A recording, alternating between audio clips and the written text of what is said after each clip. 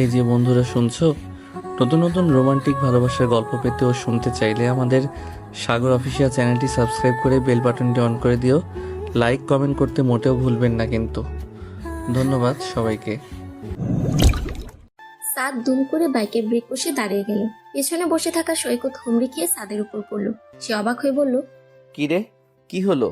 এভাবে থামলি কেন? ওই দেখ বর্ষার রূপ। সৈকত তার ডানে তাকিয়ে বলল, যা বাবা, বের হলাম ঘোর বর্ষার কদম দেখতে, আর সামনে পড়লো আস্ত কোলা ব্যাং। রিক্সা উঠে পড়ে গিয়ে কাদায় মাখামাখি হয়ে যাওয়া মেয়েটা তখন কাদো কাদো দৃষ্টিতে বিমূঢ়ের মতো হয়ে আছে। একবার এদিকে তাকালো, তারপর সে উঠবার চেষ্টা করলো। সাদ বলল, কিন্তু কলা ব্যাং পানি ছেড়ে কাদায় কি করছে? মনে হয় বৃষ্টির অপেক্ষা। বলেই দুজন হেসে ফেললো। তারপর বাইক থেকে নেমে মেয়েটাকে উদ্দেশ্য করে বলল, ব্যথা পাননি তো? উঠতে পারবেন? মেয়েটা কিছু না বলে একাই উঠে দাঁড়ালো। এমনভাবে কাদায় পড়েছিল যে তার মুখের ভৌগোলিক চিত্রের কিছুই বুঝবারও পায়নি। কি বিশ্রী অবস্থা! আজকের সকালটাই তার কাছে খারাপ বলে মনে হলো। মেজাজ খারাপ করে বাড়ি থেকে বের হয়েছিল, এখন পড়ে গিয়ে এই অবস্থা। সিনেমার মতো নায়কের সাথে ধাক্কা লেগে পড়ে যেতে যেতে নায়ক স্লো মোশনে তাকে ধরে ফেলবে, তারপর দুজন দুজনের দিকে অপলক তাকিয়ে থাকবে, আর ব্যাকগ্রাউন্ড মিউজিক শুরু হয়ে যাবে, লা লা লা লা লা লা লা। সেটা আর তার কপালে কই? তার তো আটার বস্তার মতো কাদায় পড়ে যাওয়া কপাল, তা আবার স্মার্ট সুন্দর নায়ক মার্কা ছেলের সামনে। আর পড়েছে এমনভাবে যে তাকে কোলা ব্যান ছাড়া অন্য কিছু ভাবাও যাচ্ছে না। তখন খেয়াল করলো তার বাম হাতের কবজির উপর কেটে গিয়ে রক্ত বের হচ্ছে। সে তখন ইচ্ছে করে এমনভাবে হাত ঝাড়া দিল যে তার হাতে লেগে থাকা কাদা ছিটকে সৈকতের গায়ে গিয়ে পড়লো। সৈকত একটু সরে গিয়ে বলল, করছেন কি? এটা আপনার বিছানা পেয়েছেন যে ইচ্ছে মতো হাত পা ছুড়ছেন? দিলেন তো আমার গায়েও কাদা লাগিয়ে।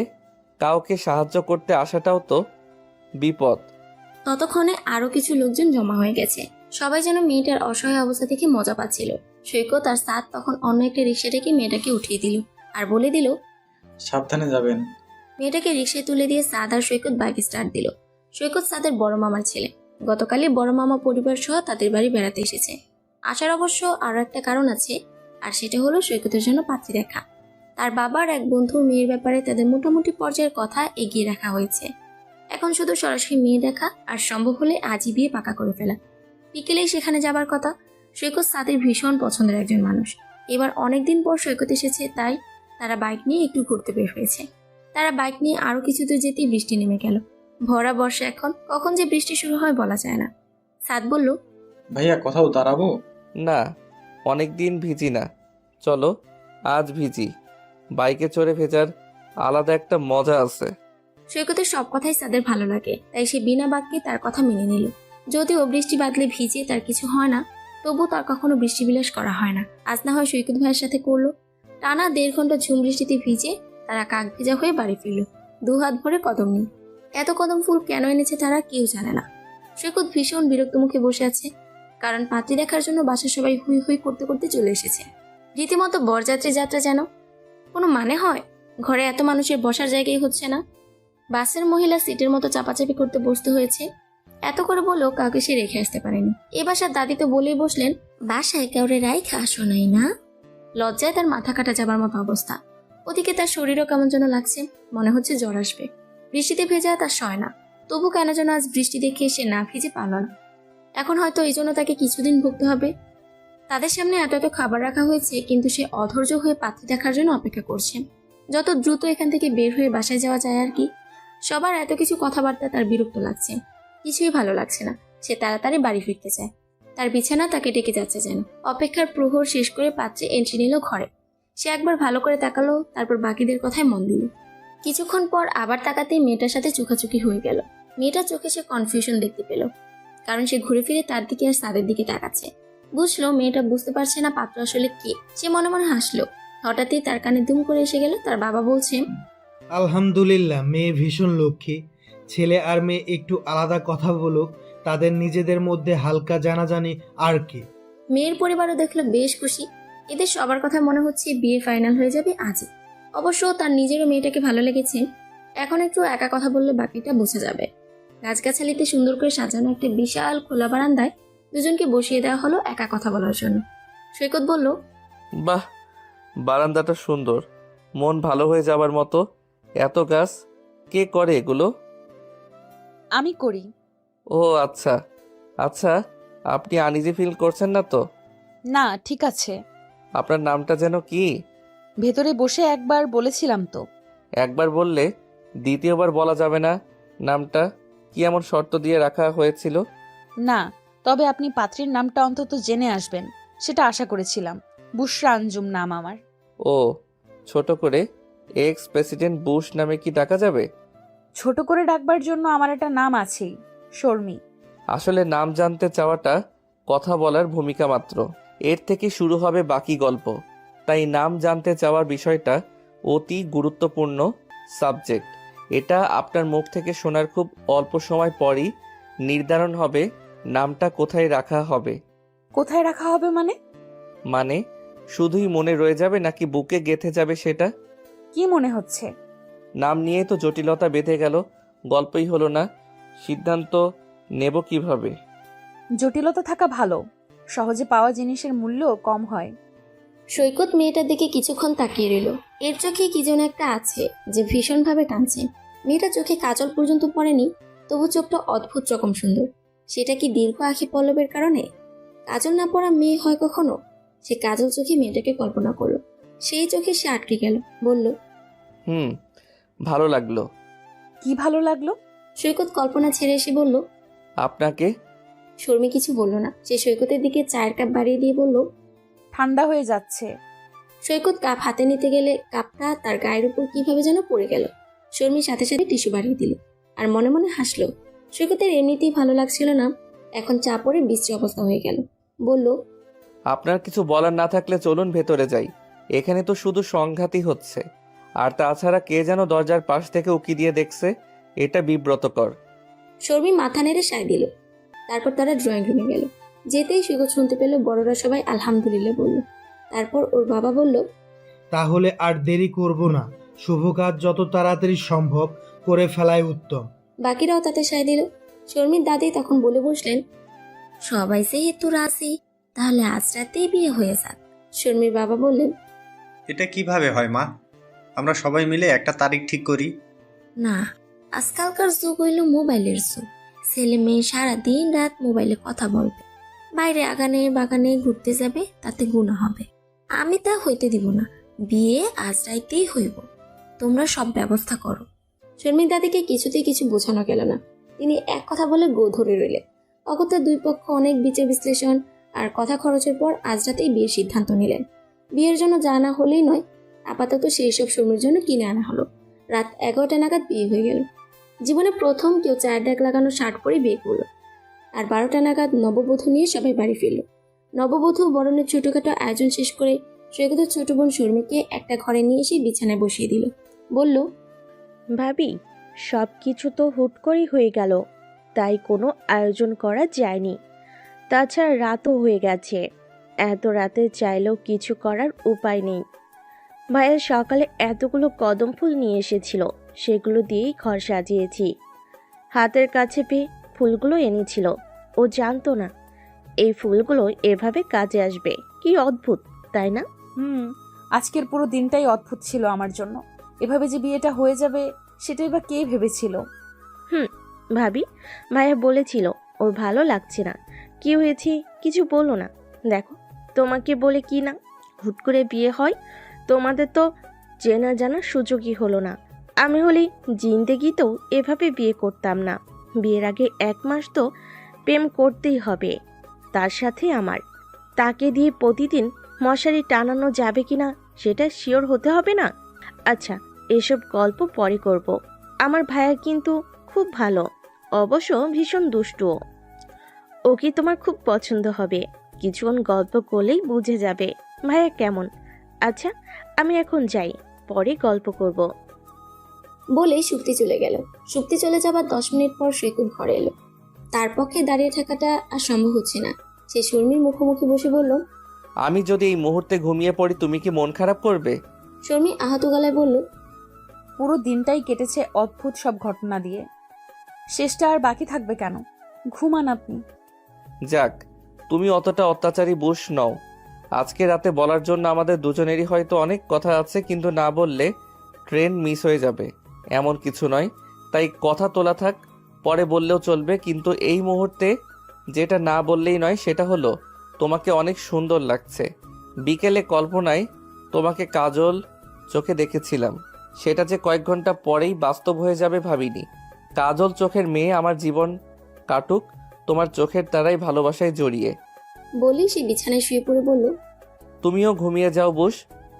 আমার নাম শর্মি। ওকে বুশ, মনে থাকবে। শর্মা বুঝে গেল বাকি জীবন তাকে বুশ নামটাই বহন করতে হবে। নিজেদের ঘর ছাড়া অন্য কোথাও ঘুমাতে মেয়েদের অস্বস্তি হয়। শর্মিও এর ব্যতিক্রম নয়, কিন্তু কিছু করার নেই। সে বিছানা থেকে উঠে ফ্রেশ হয়ে এসে দেখে সৈকত ঘুমিয়ে গেছে। সে ঘুমিয়েছে ছোট্ট বাচ্চাদের মতো কুণ্ডুলি পাখি। আশ্চর্য, এভাবে কেউ ঘুমায়? শর্মি বিছানায় তাকিয়ে দেখলো কোনো কাঁথা নেই এখানে। ঘরে একটা ওয়ার্ড্রোব আছে, সেটাতে অনেক খোঁজাখুঁজির পর একটা কাঁথা পেল সে। সেটা নিয়ে সৈকতের গায়ে দিতে গিয়ে দেখে ও বিড়বিড় করে কি যেন বলছে। শর্মি কি মনে করে ওর কপালে হাত রাখলো।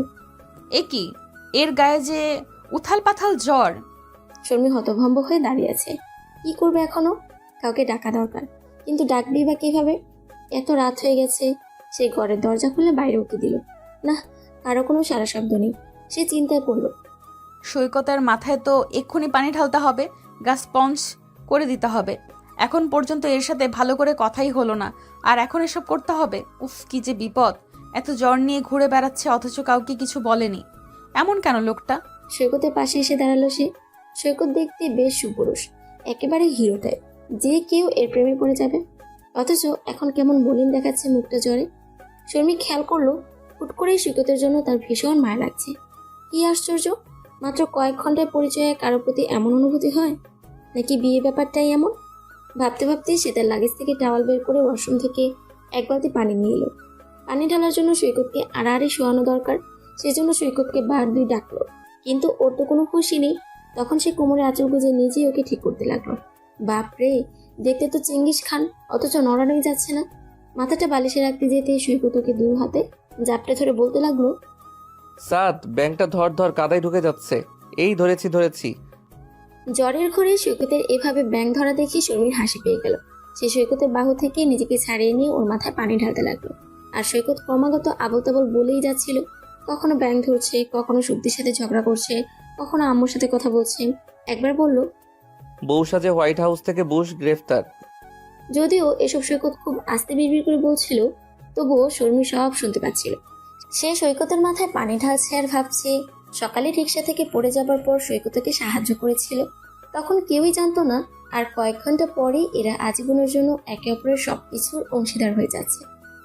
কাদায় পড়ে গিয়ে একজন হিরোর উপস্থিতি ফিল করেছিল সে। হিরো তো এসেছিলই, শুধু সে চিনে নিতে পারেনি। উফ, কি কপাল।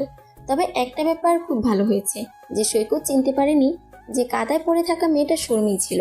নয়তো এটা নিয়ে হাসাহাসি করে কি করতো আল্লাহ জানে। অনেকটা সময় পানি ঢালার পর সৈকতের জ্বর কিছুটা কমে এলো, আর আবল বলা বন্ধ হলো। কিন্তু জ্বর পুরো নামলো না। শর্মি এবার একটু ভাবনায় পড়ে গেল। সে সারা ঘর খুঁজতে লাগলো, কোথাও প্যারাসিটামল জাতীয় কিছু পাওয়া যায় কিনা। অনেক খোঁজাখুঁজির পর সে একটা বক্স পেল, যেখানে এক পাতা প্যারাসিটামল দেখা যাচ্ছে। সেটা নিয়ে এসে যখন খাওয়াতে যাবে, তখন ভাবলো সৈকত কিছু খেয়েছে কিনা। রাতে তো মনে হচ্ছে কিছু খায়নি। এখন খালি পেটে এটা খাওয়া তো ঠিক হবে না। কিন্তু শর্মি এখন খাবার কোথায় পাবে? সবাই ঘুমাচ্ছে। ওদিকে রান্নাঘর কোন দিকে তাও তো সে জানে না। কোনো উপায় না পেয়ে সে ঘর থেকে বের হলো রান্নাঘরে খোঁজে, আর মনে মনে দোয়া করতে লাগলো কেউ যেন দেখে না ফেলে।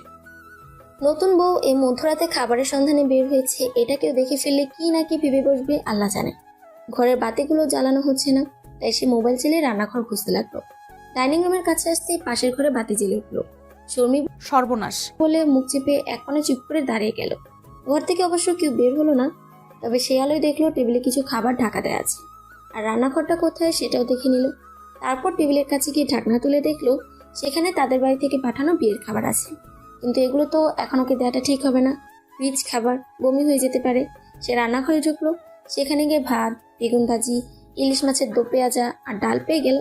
সে অনেক সাবধানে একটা প্লেট নিয়ে ভাত, এক টুকরো মাছ আর বেগুন ভাজা নিল।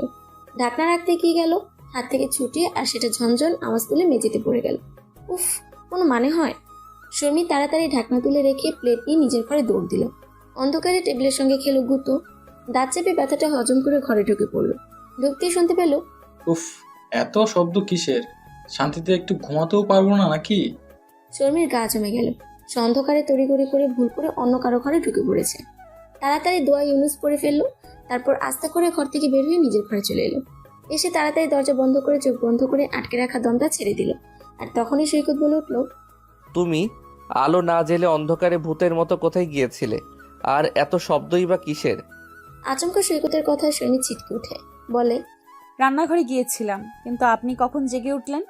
তুমি যখন অন্ধকারে ভূতের মতো রান্নাঘরে ঘুরছিলে তখন খিদে পেয়েছে সেটা সুপ্তিকে তখন বললেই হতো।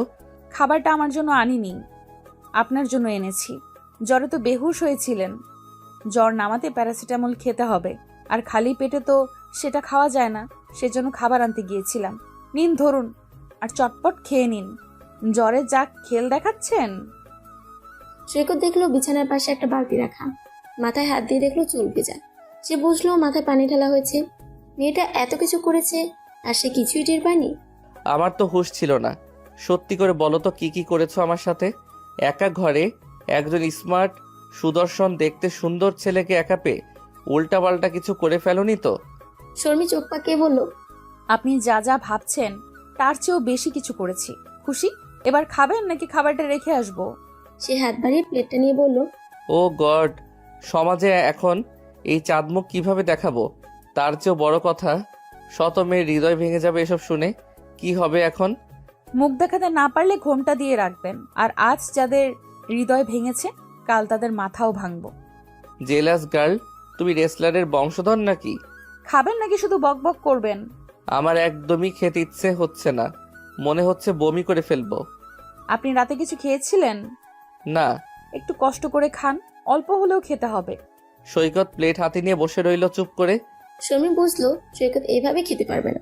সে ওর পাশে বসে হাত থেকে প্লেটটা নিয়ে বলতে শুরু করলো, জানেন আপনার জন্য খাবার আনতে গিয়ে কি হয়েছে? রান্নাঘর কোন দিকে সেটা তো জানি না, তবু রিস্ক নিয়ে গেলাম। তারপর যা কিছু ঘটেছে সব একে একে সময় নিয়ে ইনিয়ে বিনিয়ে বলতে লাগলো। পুরোটা বলা হলে বলল, কেউ আমাকে দেখে ফেলে কি হতো ভাবুন। নির্ঘাত চোর ভেবে বসতো। আপনার জন্য এত কষ্ট করে খাবার নিয়ে এলাম, আর আপনি বলছেন খাবেন না? এই অত্যাচার মানা যায়? সৈকত শুনে হাসতে লাগলো, বলল, না, মানা যায় না, তবে তোমার এই আইডিয়াটা আমার খুব পছন্দ হয়েছে। কি আইডিয়া?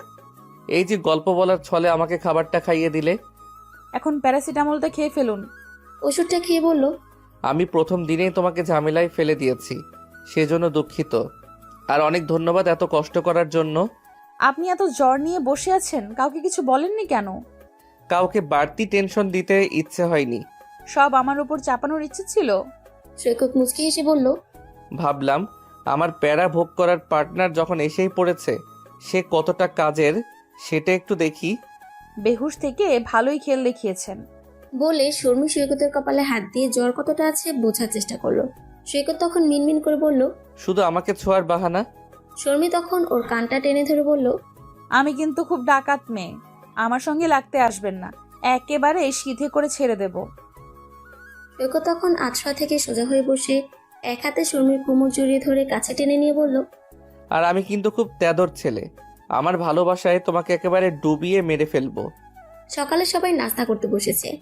এত লোকের জায়গা হচ্ছিল না বলে শর্মি পরে বসতে চাইল, কিন্তু সাদের মা জোর করে বসিয়ে দিলেন। সৈকত তখন বলল, ফুপি, রাতে কি ঘরে বিড়াল ঢুকেছিল? রান্নাঘর থেকে কিছু পড়ে যাওয়ার শব্দ পেলাম। কথাটা শুনে শর্মি বিষম খেলো। সে কাশতে লাগলো। তোমার আবার কাশি পাচ্ছে কেন হঠাৎ? পানি খাও। শর্মি চোখ পাকিয়ে সৈকতের দিকে তাকালো, দেখলো সে মুচকে হাসছে। কি জানি কে ঢুকেছিল, দেখলাম রান্নাঘরে একটা এঁটো প্লেট রাখা। রাতে কেউ কিছু খেয়েছে মনে হচ্ছে। আর খিদে পেয়েছিল রাত দুপুরে। কেউ বলতে পারলো না কে খেয়েছে। শর্মি তো মাথা নিচু করে বসে ভাবছে। সৈকতটা তো পাজি কেন? সবাই তখন অবাক যে কেউ কিছু খায়নি, তাহলে শব্দ কেন হলো? আর এটু প্লেটই বা কোথা থেকে এলো? ফুপি, আমিও রান্নাঘরে কিছু একটা পড়ে যাওয়ার শব্দ পেয়েছিলাম, কিন্তু বের হয়ে দেখিনি। ভালো করেছিস বের হসনি, নিশ্চয়ই ভূত টুত কিছু একটা ছিল, তোর ঘাড় মোটকে দিতে পারতো। শব্দটা আমিও শুনেছিলাম। ঘুম ভাঙতেই মনে হলো দরজায় কেউ দাঁড়িয়ে, আবার সাথে সাথেই হাওয়া হয়ে গেল। মাত্র এক পলকের জন্য দেখেছি, ভীষণ ভয় পেয়েছিলাম। সত্যিই ভূত এসেছিল কিনা কে জানে। দেখতে কেমন ছিল দেখেছিস কিছু? ইয়া লম্বা নাকি আমাদের মতোই হাইট? পুরুষ নাকি মহিলা ভূত? সৈকতকে থামাতে শর্মি তখন টেবিলের নিচ দিয়ে সৈকতের পায়ে জোরে পাড়া মারলো আর সাদ বলে চেঁচিয়ে উঠলো। আহ! সবাই অবাক হয়ে চোখে ওর দিকে তাকালো। বলল, কি হলো? সে চোখ গোল গোল করে বলল, কে যেন পায়ে পাড়া মেরেছে। শর্মির লজ্জায় শেষ। উফ, সবকিছুই তার বিপরীতে যাচ্ছে কেন? ইয়া আল্লাহ, কি হবে এখন? সৈকত চট করে শর্মির দিকে তাকালো আর বুঝে গেল কি হয়েছে। সে হাসতে হাসতে বলল, রাতে দেখা তোর ভূতটার মনে হয় তাকে নিয়ে আমাদের আলোচনা করাটা পছন্দ করছে না, তাই সে খেপে গিয়ে তোকে মেরে বসেছে। সাদ ঢোক গিলে মিনমিন করে বলল, এসব কি বলছো? ভূত বলতে কিছু নেই তো। ভূতটা মনে হয় জেনে গেছে যে তুই ভূত ভয় পাস, তাই তোর ঘরে ঢুকেছিল। বলে সে উঠে যাচ্ছিল।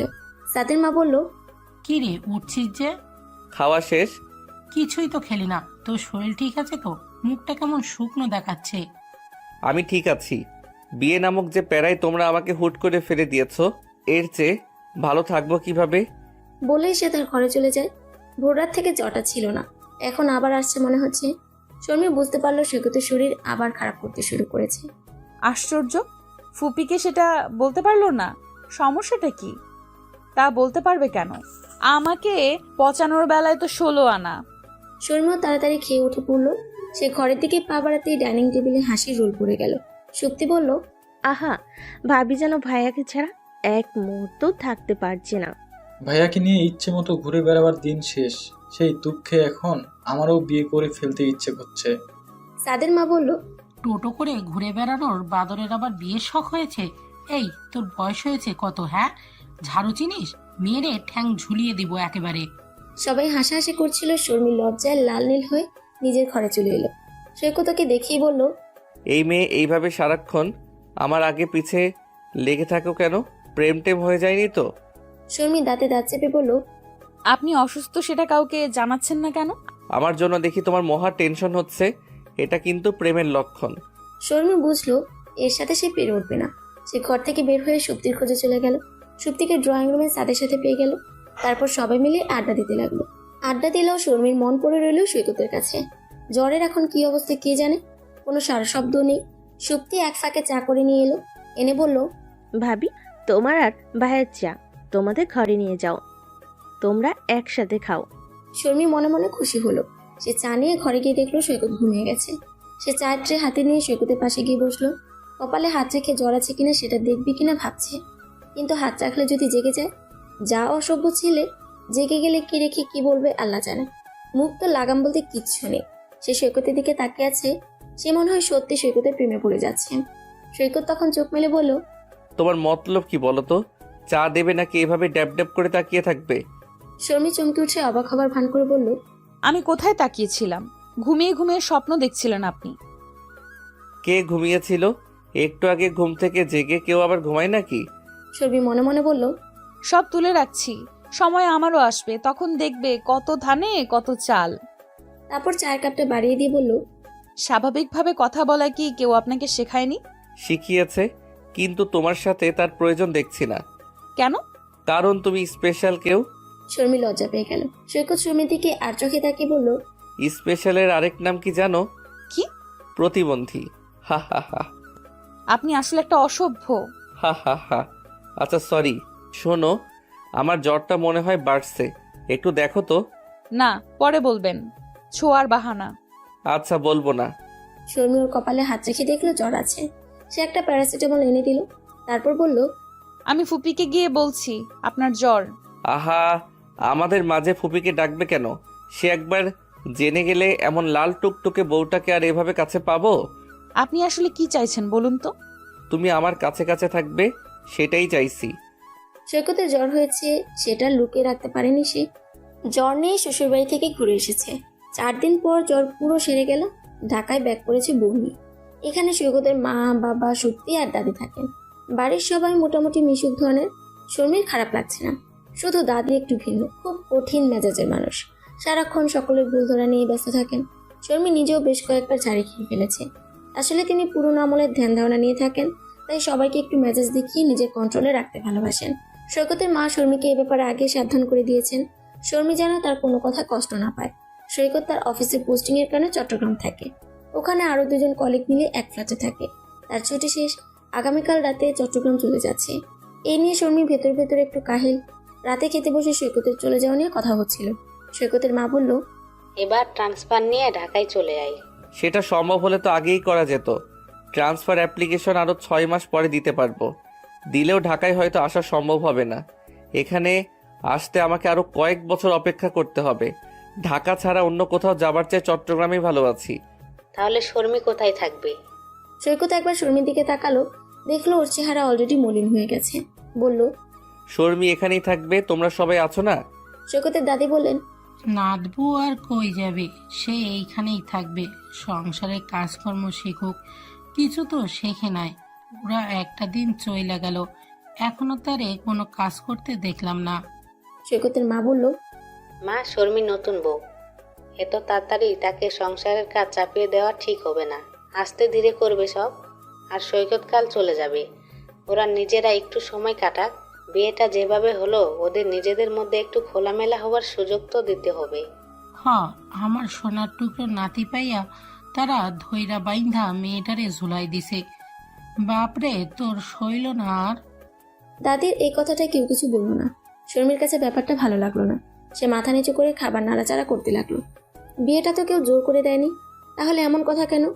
সৈকতের বাবা শর্মির দিকে তাকিয়ে দেখলেন বেচারা দাদির কথা মন খারাপ করে ফেলেছে, তাই মাকে উদ্দেশ্য করে বললেন, মা, এইভাবে বলাটা ঠিক হলো না। শর্মির সম্পর্কে জেনেই আমরা এগিয়েছিলাম। ওকে আমাদের আগে থেকেই ভালো লেগেছিল। আমরা কিন্তু মোটামুটি প্রিপারেশন নিয়েই গিয়েছিলাম। তোরা তো বিয়ে পাকা করার জন্য গেছিলি, বিয়ে করাইতে তো যাস নাই। ধুমধাম কইরা বিয়া দিমু, আর এখন কি হইল? সব আল্লাহর ইচ্ছে মা। আমরা না হয় সুপ্তির বিষয়টা ঘটা করে দেব। তারপর আর কোনো কথা হলো না। সবাই চুপচাপ খেতে লাগলো।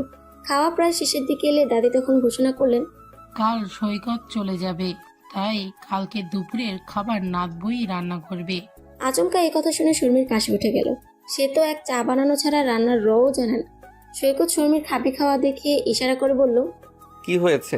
শর্মি আস্তে করে মাথা ঝুলিয়ে দেখালো সে রান্না পারে না।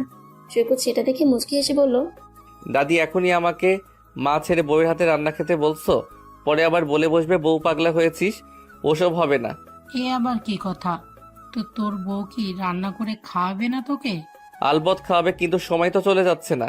সে আগে আম্মুর কাছ থেকে রান্না শিখে নিক, এখনই কিছু করতে হবে না। বউয়ের জন্য দেখি তোর বেশ দরদ রে। দরদ তো তোমার জন্য গো দাদি। একটু একটু দরদ অন্য কাউকে দেখালে কিছু হয় না। চুপ থাক, বিয়া না হইতেই বউয়ের জন্য পাগল হয়ে গেছোস। সৈকত সেটা শুনে মুচকি হাসলো। খাওয়া শেষ হলে শর্মি সৈকতের ঘরে এসে দেখে সৈকত ল্যাপটপ নিয়ে বসে আছে। তাকে দেখে বলে উঠল, তুমি তাহলে কোনো কাজেরই না? জীবনে আদৌ কিছু শিখেছো নাকি শুধু আমার আগে পিছেই ঘুরতে পারো? শর্মি বুঝলো সৈকত এখন ইচ্ছে মতো তাকে লেগ পুলিং করবে, তাই সে কিছু না বলে বারান্দায় গিয়ে দাঁড়ালো। তাছাড়া সৈকতের সামনে থাকলেও ঠিক ধরে ফেলবে শর্মি চলে যেতে কষ্ট পাচ্ছে, সেটা আরো লজ্জাকর হবে। শর্মি আকাশের দিকে তাকিয়ে দেখলো শুক্লপক্ষের চাঁদ তার স্পষ্ট অবস্থান জানান দিয়ে যাচ্ছে। সেদিকে তাকিয়ে ভাবলো, আচ্ছা, এই অল্প সময়ে কারোর জন্য এত মায়া অনুভূতি কাজ করতে পারে? এই অনুভূতির নাম কি আসলে? ঘর থেকে সৈকত তখন চেঁচিয়ে বলল, এই বস, এক গ্লাস পানি দিয়ে যাও তো। শর্মি চোখ পাকিয়ে কিছু বলতে যাচ্ছিল, আর তখনই সৈকতের ফোন আসে। সে ফোন রিসিভ করে বলতে থাকে, হ্যাঁ তিথি বলো। না, তেমন কিছু করছি না। আপাতত এক্স প্রেসিডেন্ট বুশকে দিয়ে পানি আনাচ্ছি, বুঝুক হোয়াইট হাউস ছাড়লে কেমন লাগে। ওপাশ থেকে কি বললো তা তো আর শর্মি শোনার উপায় নেই, কিন্তু কথাটা বলার পর ভীষণ হাহাহিহি চলছিল সেটা দেখতে পাচ্ছিল। এত আহ্লাদ করে হ্যাঁ তিথি বলো বলার মানেটাই বা কি সে বুঝতে পারলো না। যত সব। সে পানি এনে সৈকতকে দিয়ে সরে যেতে নিলে সৈকত ফোন রেখে ওর হাত ধরে বলল, যাচ্ছ কোথায়? বসো এখানে। শর্মি বসলো। সৈকত ওর মুখের দিকে তাকিয়ে বলল, কি হলো হঠাৎ এমন রাগ রাগ চুপচাপ? কিছু হয়নি। আমি কাল চলে যাচ্ছি, দেখে মন খারাপ হচ্ছে নাকি আবার? আপনার মতো বাদর ছেলে চলে গেলে কারোর মন খারাপ হয় না, শান্তি শান্তি ফিল হয়। হা হা হা, আমার অনুপস্থিতিও তাহলে কম কিছু নয় বলো।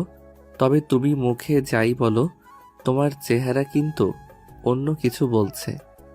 আমার চেহারা এখন ঘুমের কথা বলছে, সরুন তো। বলেই শর্মি উল্টো দিকে মুখ ফিরে চোখ বন্ধ করে শুয়ে পড়ল।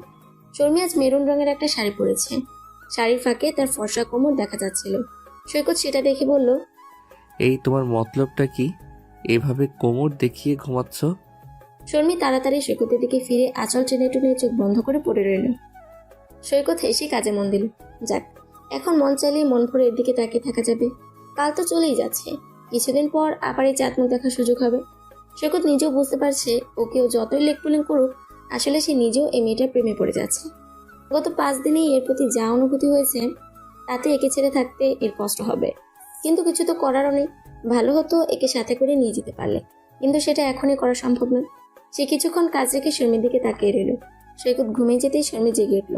জানালা করে চাঁদের আলো এসে পড়েছে ঘরে। সেই আলোয় দেখলো সৈকতের মুখটা ওর খুব কাছেই, যেন ওকে দেখতে দেখতেই ঘুমিয়ে গেছে।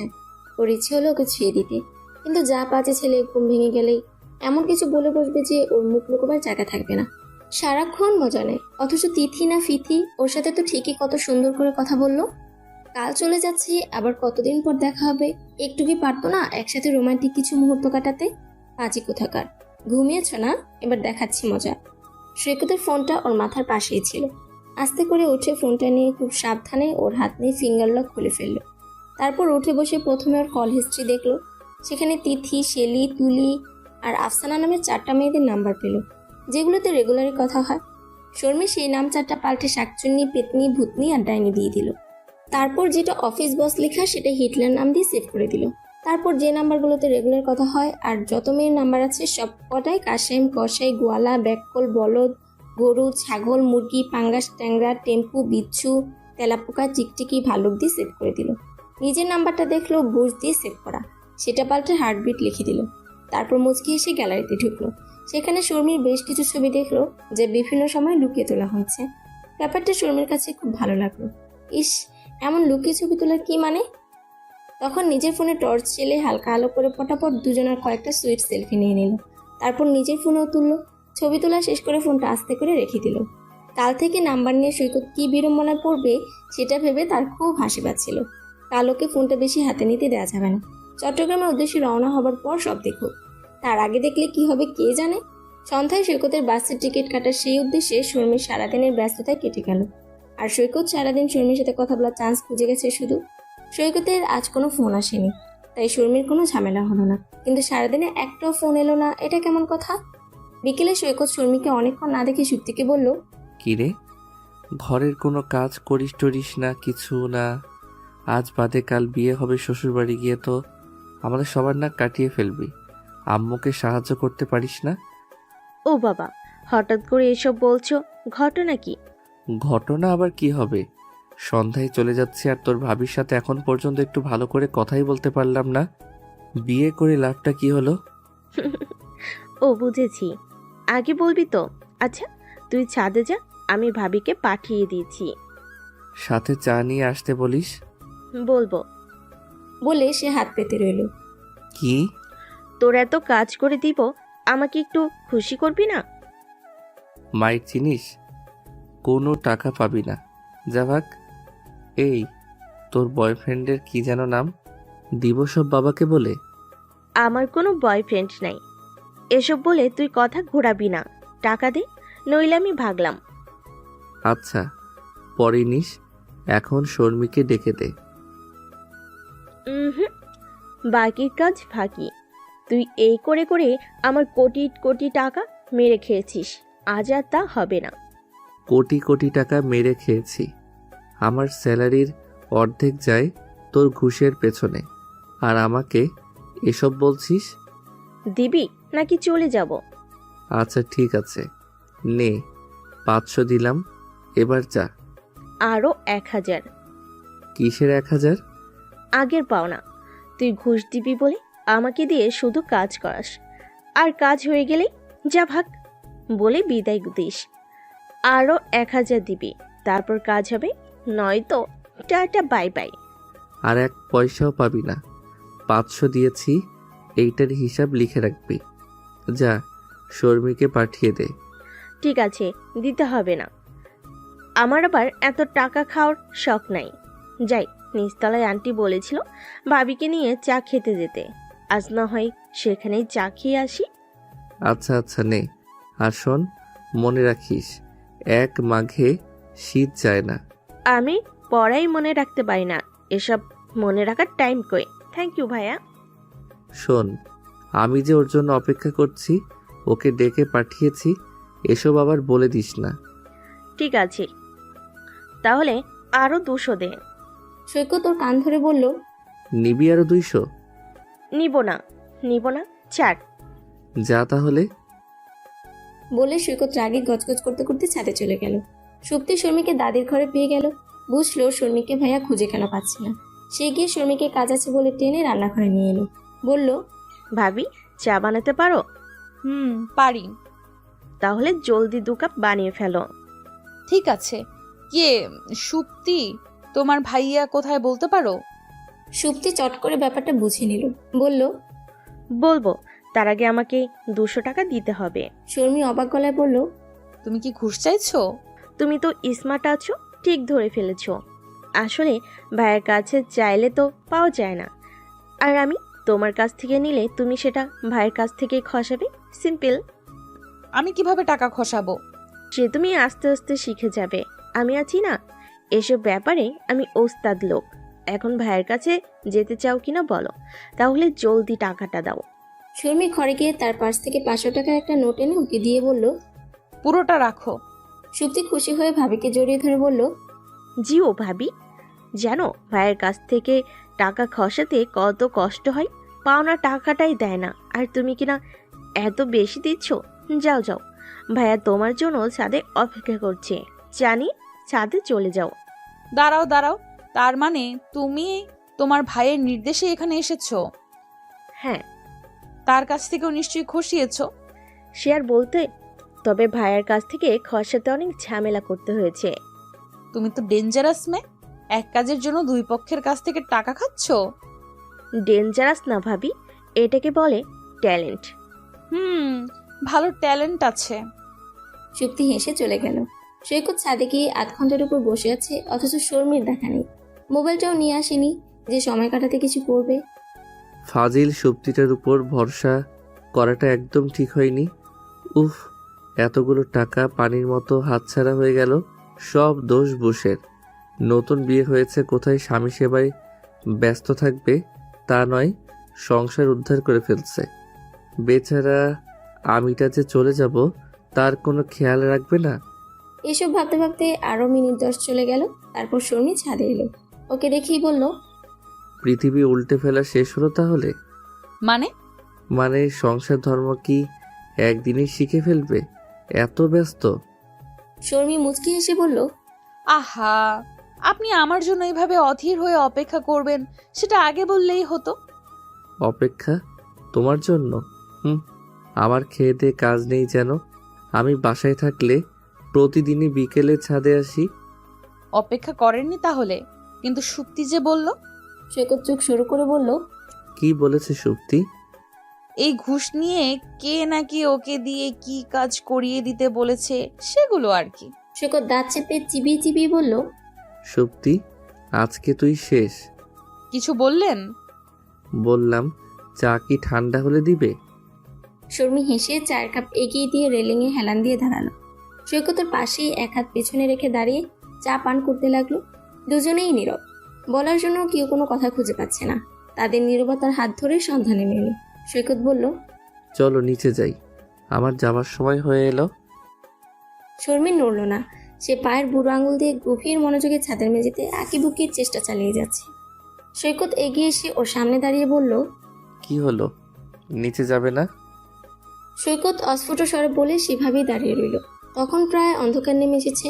সৈকত শর্মির হাত ধরে কাছে টেনে নিল। শর্মি আরো একটু ঘনিষ্ঠ হলো। সৈকত তখন ওকে জড়িয়ে ধরল। কেউ কোনো কথা বলল না, অথচ মনে মনে শত কথা আর অনুভূতি প্রকাশ করা হয়ে গেল। বাসের জানালার পাশের সিটে বসেছে সৈকত। আকাশে বাঁকা চাঁদ, রাতের নিস্তব্ধতায় সাই সাই করে ছুটে চলেছে দূরপাল্লার যত গাড়ি। সে চাঁদের দিকে তাকিয়ে শর্মির কথা ভাবতে লাগলো। প্রতি মুহূর্ত একটু একটু করে পথের দূরত্ব বেড়ে চলেছে দুজনের মাঝে, অথচ মন পড়ে আছে একে অপরের কাছে। সন্ধ্যায় ছাদে দাঁড়িয়ে শর্মির আবেগী হয়ে যাওয়াটা মনে নাড়া দিচ্ছে তার। আচ্ছা, শর্মিও কি এই মুহূর্তে ওর কথাই ভাবছে? সে ফোন বের করলো শর্মিকে কল করতে। চলে আসবে বলে আজ সারাদিন সে ফোন বন্ধ করেই রেখেছিল। নয়তো অফিস থেকে সারাক্ষণই ফোন আসে আর ল্যাপটপ নিয়ে পড়ে থাকতে হয় ঘন্টার পর ঘন্টা। চেয়েছিল আজকের দিনটা শুধুই ফ্যামিলি টাইম হবে। সে ফোন ওপেন করে শর্মির নাম্বারটা খুঁজলো। কি আশ্চর্য, বুশ নামের কোনো নাম্বার নেই কেন? সে শর্মি দিয়ে খুঁজলো, তাও পেল না। তাই স্পষ্ট মনে আছে সে বুঝ দিয়ে নাম্বার সেভ করেছিল। তাহলে গেল কোথায়? আজব তো, এখন শর্মির সাথে কথা বলবে কি করে? সে সুপ্তিকে ফোন করলো, ওর কাছ থেকে নাম্বার পাওয়া যাবে। সুপ্তি ফোন ধরে বলল, হ্যাঁ ভাইয়া বল। তোর ভাবির নাম্বারটা দে তো। ভাবির নাম্বার নেই তোর কাছে? আছে, কোনো কাজ পাচ্ছি না তো, তাই চাচ্ছি তোর কাছে। নাম্বার থাকলে কেউ নাম্বার চায়? আশ্চর্য তো, এতদিনেও তোর কাছে ভাবির নাম্বার নাই আর আমাকে ঝাড়ি দিচ্ছিস? আমার অনেক পড়া আছে, বসে বসে তোর ঝাড়ি খেতে পারবো না। বলে ফোন কেটে দিল। সৈকতের মেজাজ খারাপ হয়ে গেল। সে আবার ফোন করলো। সুপ্তি ফোন ধরে বলল, বললাম না পড়তে বসেছি, শুনতে পাস না? পরে একেবারে উদ্ধার করে ফেলছিস। পাস তো করিস নকল করে। নাম্বারটা আগে মেসেজ কর, তারপর যা খুশি কর। বলে সৈকত ফোন রেখে দিল। 1 মিনিট পর সুপ্তির মেসেজ এলো। বিকাশ থেকে 100 টাকা দে, আমার নাম্বারে রিচার্জ করে দে, মেসেজ পাঠানোর পর্যাপ্ত টাকা নেই। সৈকত রাগে বিড়বিড় করে উঠল, কিন্তু করার কিছু নেই। বাসায় ফিরে এসে এর মজা টের পাওয়াতে হবে। দিন দিন ওর বার বেড়েই চলেছে। টাকা চেয়ে এত বড় মেসেজ পাঠাতে পারছে, আর একটা নাম্বার সেন্ড করতে পারছে না। থাপড়ায় সোজা করা দরকার। সে 100 টাকা পাঠিয়ে দিল সুপ্তির নাম্বারে। 5 মিনিট পর মেসেজ এলো। নাম্বার দেখে ডায়াল করার জন্য নাম্বার তুলতেই দেখলো সেটা তো সেভ করা, তাও আবার হার্টবিট দিয়ে। এটা সে কখন করলো? সে তো করেনি। কে করলো এই কাজ? কি করে হলো? কিছুই বুঝতে পারলো না। তবে যেভাবেই হোক নামটা কিন্তু জোস হয়েছে, তাই বুঝাবুঝি বাদ দিয়ে সে কল দিল। শর্মী বারান্দায় দাঁড়িয়ে আকাশ দেখছিল। আকাশের ওই চাঁদের মতোই নিজেকে একলা একা লাগছিল। সৈকতকে সে ভীষণভাবে মিস করছে। সৈকতের বাড়ি, সৈকতের ঘর, সমস্ত ঘরে সৈকতের ছায়া, অথচ সৈকত নেই। তাই ঘরের ভেতর তার ভালো লাগছিল না। সে বারান্দায় অনেক সময় ধরে দাঁড়িয়ে আছে। এতটা সময় চলে গেল, অথচ সৈকত তো এখনো তাকে একটা ফোন করলো না। সে মন খারাপ করে ঘরে এসে বিছানায় আছড়া হয়ে বসে ফোন হাতে নিল। তারপর গ্যালারি থেকে গতরাতে তোলা ছবিটা দেখতে লাগলো। ছবিটা সে সৈকতের নাম্বারে সেট করে দিল। আচ্ছা, সে কি একটা ফোন করবে সৈকতকে? না, ও কেন করবে? সৈকত দিক, ও দিলেই তো হাজারটা কথা বলে পচানো শুরু করবে। সে মনমরা হয়ে কিছুক্ষণ বসে থেকে উঠে গিয়ে ওয়ার্ড্রপ থেকে সৈকতের একটা টি শার্ট নিয়ে বিছানায় বসলো। সেটা গালে চেপে ধরে সৈকতের স্পর্শ পেতে চাইলো। তারপর সেটার সাথে কথা বলতে লাগলো। তার একটু পরেই সৈকতের ফোন এলো। মুহূর্তে শর্মী খুশি হয়ে গেল। সে কল রিসিভ করে হ্যালো বলতে সৈকত বলল, কি ব্যাপার? ফোন হাতে নিয়ে বসেছিলে মনে হচ্ছে। এত অপেক্ষা? আপনার অপেক্ষা কে করছিল? আমি তো ফেসবুক দেখছিলাম। ও আচ্ছা, তুমি তো তাহলে ব্যস্ত। ফোন রেখে দিচ্ছি। এতটাও ব্যস্ত নই যে কথা বলা যাবে না। কথা বলার যদি এতই শখ, তাহলে ফোন দিচ্ছিলে না কেন? ফোন দিলেই তো বলতেন, শুধু কথা বলার বাহানা। বাহ, আমাকে এত ভালো পড়তে পারো? সারাক্ষণ আমার কথাই ভাবো নাকি? এই শুরু হয়ে গেল তো। আচ্ছা শোনো, একজন মেয়ে আমার জন্য বিরহে পড়ে যাচ্ছে। কি করা যায় বলো তো? কোন শাকচুন্নি? না মানে কোন মেয়ে বিরহে পড়ছে? শাকচুন্নি? এবার তো মনে হচ্ছে কারোর হৃদয় পুড়ে যাচ্ছে। ওহ, কি ভীষণ পোড়া পোড়া গন্ধ আসছে। কথা না ঘুরিয়ে আগে বলুন, আপনার জন্য কার এত বিরহ হচ্ছে? আয়নার সামনে দাঁড়াও, তাহলেই দেখতে পাবে। শর্মীর গাল ঈষৎ লাল হয়ে গেল। বলল, আমি আয়না দেখি না। তাহলে কি দেখো? রাত বিরাতে লুকিয়ে লুকিয়ে জামাইয়ের চেহারা দেখো?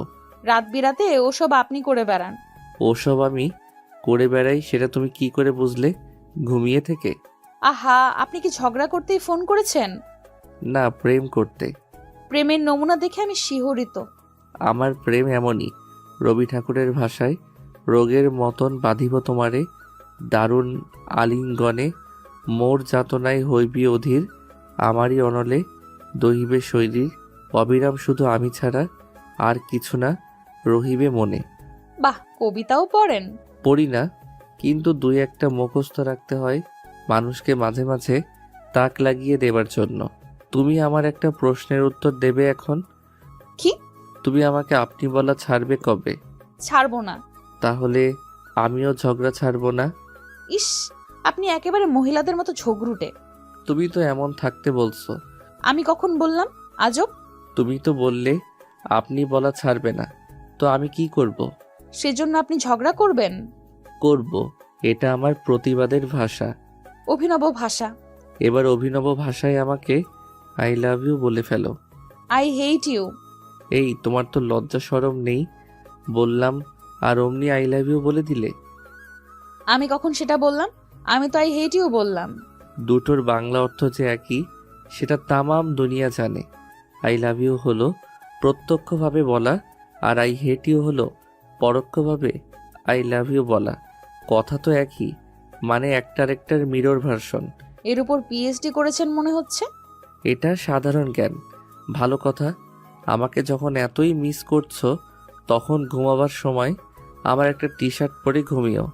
তোমার তো আবার যত্রতত্র আমাকে জড়িয়ে ধরার অভ্যাস। ভুল করেছি। আপনার গলা চেপে ধরা উচিত ছিল তখন। আর আপনার টি শার্ট পরবো আমি? পচা গন্ধে সারা রাত ঘুমই হবে না আমার। তাহলে গোসল করে ফ্রেশ হয়ে এসে পড়বে। গন্ধ আপনার টি শার্টে, বুঝেছেন? তোমাকে ভালো একজন নাকের ডাক্তার দেখাতে হবে। তোমার স্মেল সিস্টেম ঠিক মতো কাজ করছে না। শর্মি রেগে ফোন কেটে দিল। সৈকত ফোন রেখে হাসতে লাগলো। মেয়েটাকে খোঁচাতে তার সেই লাগলো। তারপর শর্মিকে একটা মেসেজ পাঠালো। নয়ন তোমারে পায় না দেখিতে, রয়েছ নয়নে নয়নে, হৃদয় তোমারে পায় না জানিতে, হৃদয়ে রয়েছ গোপনে। মেসেজ পড়ে শর্মির মন ভালো হয়ে গেল। সে সৈকতের টি শার্ট পরে শুয়ে পড়লো। সৈকত চট্টগ্রাম আসার পরপরই পড়লো মহাঝামেলায়। তার এক কলিগকে ফোন করতে গিয়ে দেখে নাম্বার নেই। আশ্চর্য, সেভ করা নাম্বার সব কি হয়ে যাচ্ছে, আর কল লিস্টে অদ্ভুত সব নাম সেটে আছে। কি করে হলো এসব? তার ফ্ল্যাটে ঢোকার পর ফোন বাজতে শুরু করে। বের করে দেখে শাকচুন্নির নাম্বার থেকে কল এসেছে। কে শাকচুন্নি, কোন শাকচুন্নি আল্লাহই জানে। ফোন রিসিভ করে কথা বলতে দেখলো সেটা তিথি। তিথি কি করে শাকচুন্নি হয়ে গেল? কথা শেষ করে সে কল লিস্ট পুরোটা চেক করলো। দেখলো অদ্ভুত সব নাম দিয়ে কলবুক ভর্তি। কিন্তু এগুলো করলো কে? এগুলো একা একা চেঞ্জ হওয়া তো আর সম্ভব না। নিশ্চয়ই সুপ্তির কাজ এটা। ফাজিলটা তো দিন দিন ভয়ঙ্কর বদমাইশ হয়ে যাচ্ছে। কিন্তু সুপ্তি কখন করলো এসব? তার চেয়েও বড় কথা তো ও তো আমার ফোনের পাসওয়ার্ড জানে না। এত কথা না ভেবে ওকে ফোন দিলেই তো ক্লিয়ার হয়ে যাবে। ওয়েট, ফোন দিয়ে দেখাচ্ছি তোকে। সে সুপ্তিকে কল দিল। সুপ্তি তখন ঘুমাচ্ছিল, ফোনটাও সাইলেন্ট করা। আর এদিকে সৈকত ফোন দিয়েই যাচ্ছিল। ফোন রিসিভ না হয় সৈকত ইচ্ছে মতো বকাবকি করলো সুপ্তিকে। সেই সাথে ওর বিশ্বাসটাও গাঢ় হলো যে এই কাজ সুপ্তি করেছে। সে ফোন রেখে দিয়ে ভাবলো পরে আবার ফোন দেওয়া যাবে। সৈকত ওর বিয়ের কথাটা এখনো অফিসের কাউকে জানায়নি। আসলে হুট করে যেভাবে বিয়েটা হলো আর জ্বর গেল, তাতে বলার সময়টাই বা হলো কখন। সে ঠিক করলো এই সপ্তাহ পর ঢাকা থেকে ঘুরে এসে তারপর সবাইকে জানাবে। সে অফিসে গিয়ে তার কেবিনে ঢুকে দেখলো তার জন্য এক গাদা কাজ জমে আছে। সে লম্বা একটা শ্বাস নিয়ে চেয়ারে বসলো। শর্মিকে একটা ফোন দিবে কিনা ভাবলো। না, দরকার নেই। পৌঁছে তো ফোন দিয়েছিলাম। মিনিটে মিনিটে ফোন দিলে বুঝে ফেলবে তার সাথে কথা বলার জন্য আমি মরে যাচ্ছি। তার চেয়ে লাঞ্চ আওয়ারে ফ্রি হয়ে কথা বলা যাবে। এখন কাজ করি।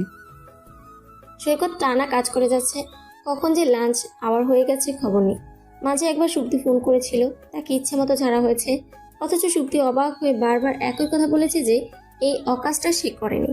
সৈকত তবু ওকে দোষারোপ করায় সুপ্তির আগে দুঃখে ফোন কেটে দিয়েছে।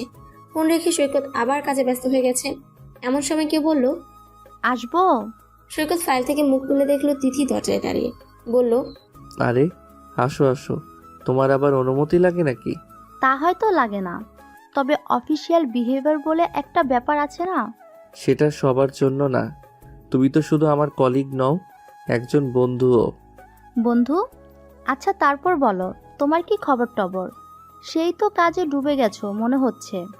আমার আর কি খবর, জানোই তো এতদিন জ্বরে ভুগেছি। কিন্তু তারপরও তোমার চেহারায় কেমন একটা অন্যরকম একটা ব্যাপার দেখা যাচ্ছে। কি রকম? ঠিক বুঝাতে পারবো না, তবে তোমাকে বেশ চাঙ্গা মনে হচ্ছে। এতদিন জ্বরে ভুগেও চেহারায় চাঙ্গা ভাব, ভালোই তো। সৈকত, তোমাকে আমার কিছু কথা বলার ছিল। কি কথা বলো? অফিসের পর চলো আমরা বাইরে কোথাও বসি, আজ না হয় একসাথে ডিনার করলাম। জরুরি কিছু? হ্যাঁ। ঠিক আছে, আমি সময় মতো চলে আসবো। সৈকতের তখন ফোন বেজে উঠলো। তাকিয়ে দেখে হার্টবিট। নামটা দেখে ওর মুখ উজ্জ্বল হয়ে গেল। তিথিকে বলল, তোমার কি আর কিছু বলার আছে? তিথি বুঝলো সৈকত চাইছে সে উঠে যাক। আর কিছু বলার নেই এখন। বলে উঠে চলে গেল। তিথি চলে যেতেই সৈকত শর্মির ফোন পিক করে বলল, হ্যালো হ্যান্ডসাম জামাইয়ের বউ। ইস, গায়ে মানে না আপনি মোড়ল, নিজেকে একেবারে উড়োজাহাজ মনে করে। মনে করলে উড়োজাহাজই তো মনে করব, টেম্পো মনে করার তো কোনো কারণ দেখি না। আর গা মানুক চাই না মানুক, তুমি নিশ্চয়ই মানো যে তুমি হ্যান্ডসাম জামাইয়ের বউ। আচ্ছা, তোমার টেনশন হয় না? কিসের টেনশন? এই যে হ্যান্ডসাম গুড লুকিং স্মার্ট জামাইটা একা তোমাকে ছেড়ে এত দূরে আছে, যদি কোনো মেয়ের নজরে বিদ্ধ হয়ে যায়? আপনার মতো তেদর ছেলে কারো নজরে এসে মরবে নাকি? হ্যাঁ, মরবেই তো। এমন ছেলে দেখলে প্রেমে ডুবে না মরে উপায় আছে? তাই নাকি? তা আফসানা, তিথি, শেলি, তুলি এরা কি তাদেরই দলের? মাই গড, তুমি এর মধ্যে এদের চিনেও রেখেছো? ওয়েট ওয়েট, আমি তো এদের সম্পর্কে তোমাকে কিছু বলিনি, তুমি এদের নাম জানলে কি করে? শর্মী নিজের জিভ কেটে চোখ বন্ধ করে ফেলল। ইস, কি বোকা বেটেই না করে ফেললো। এত গাধা কেন?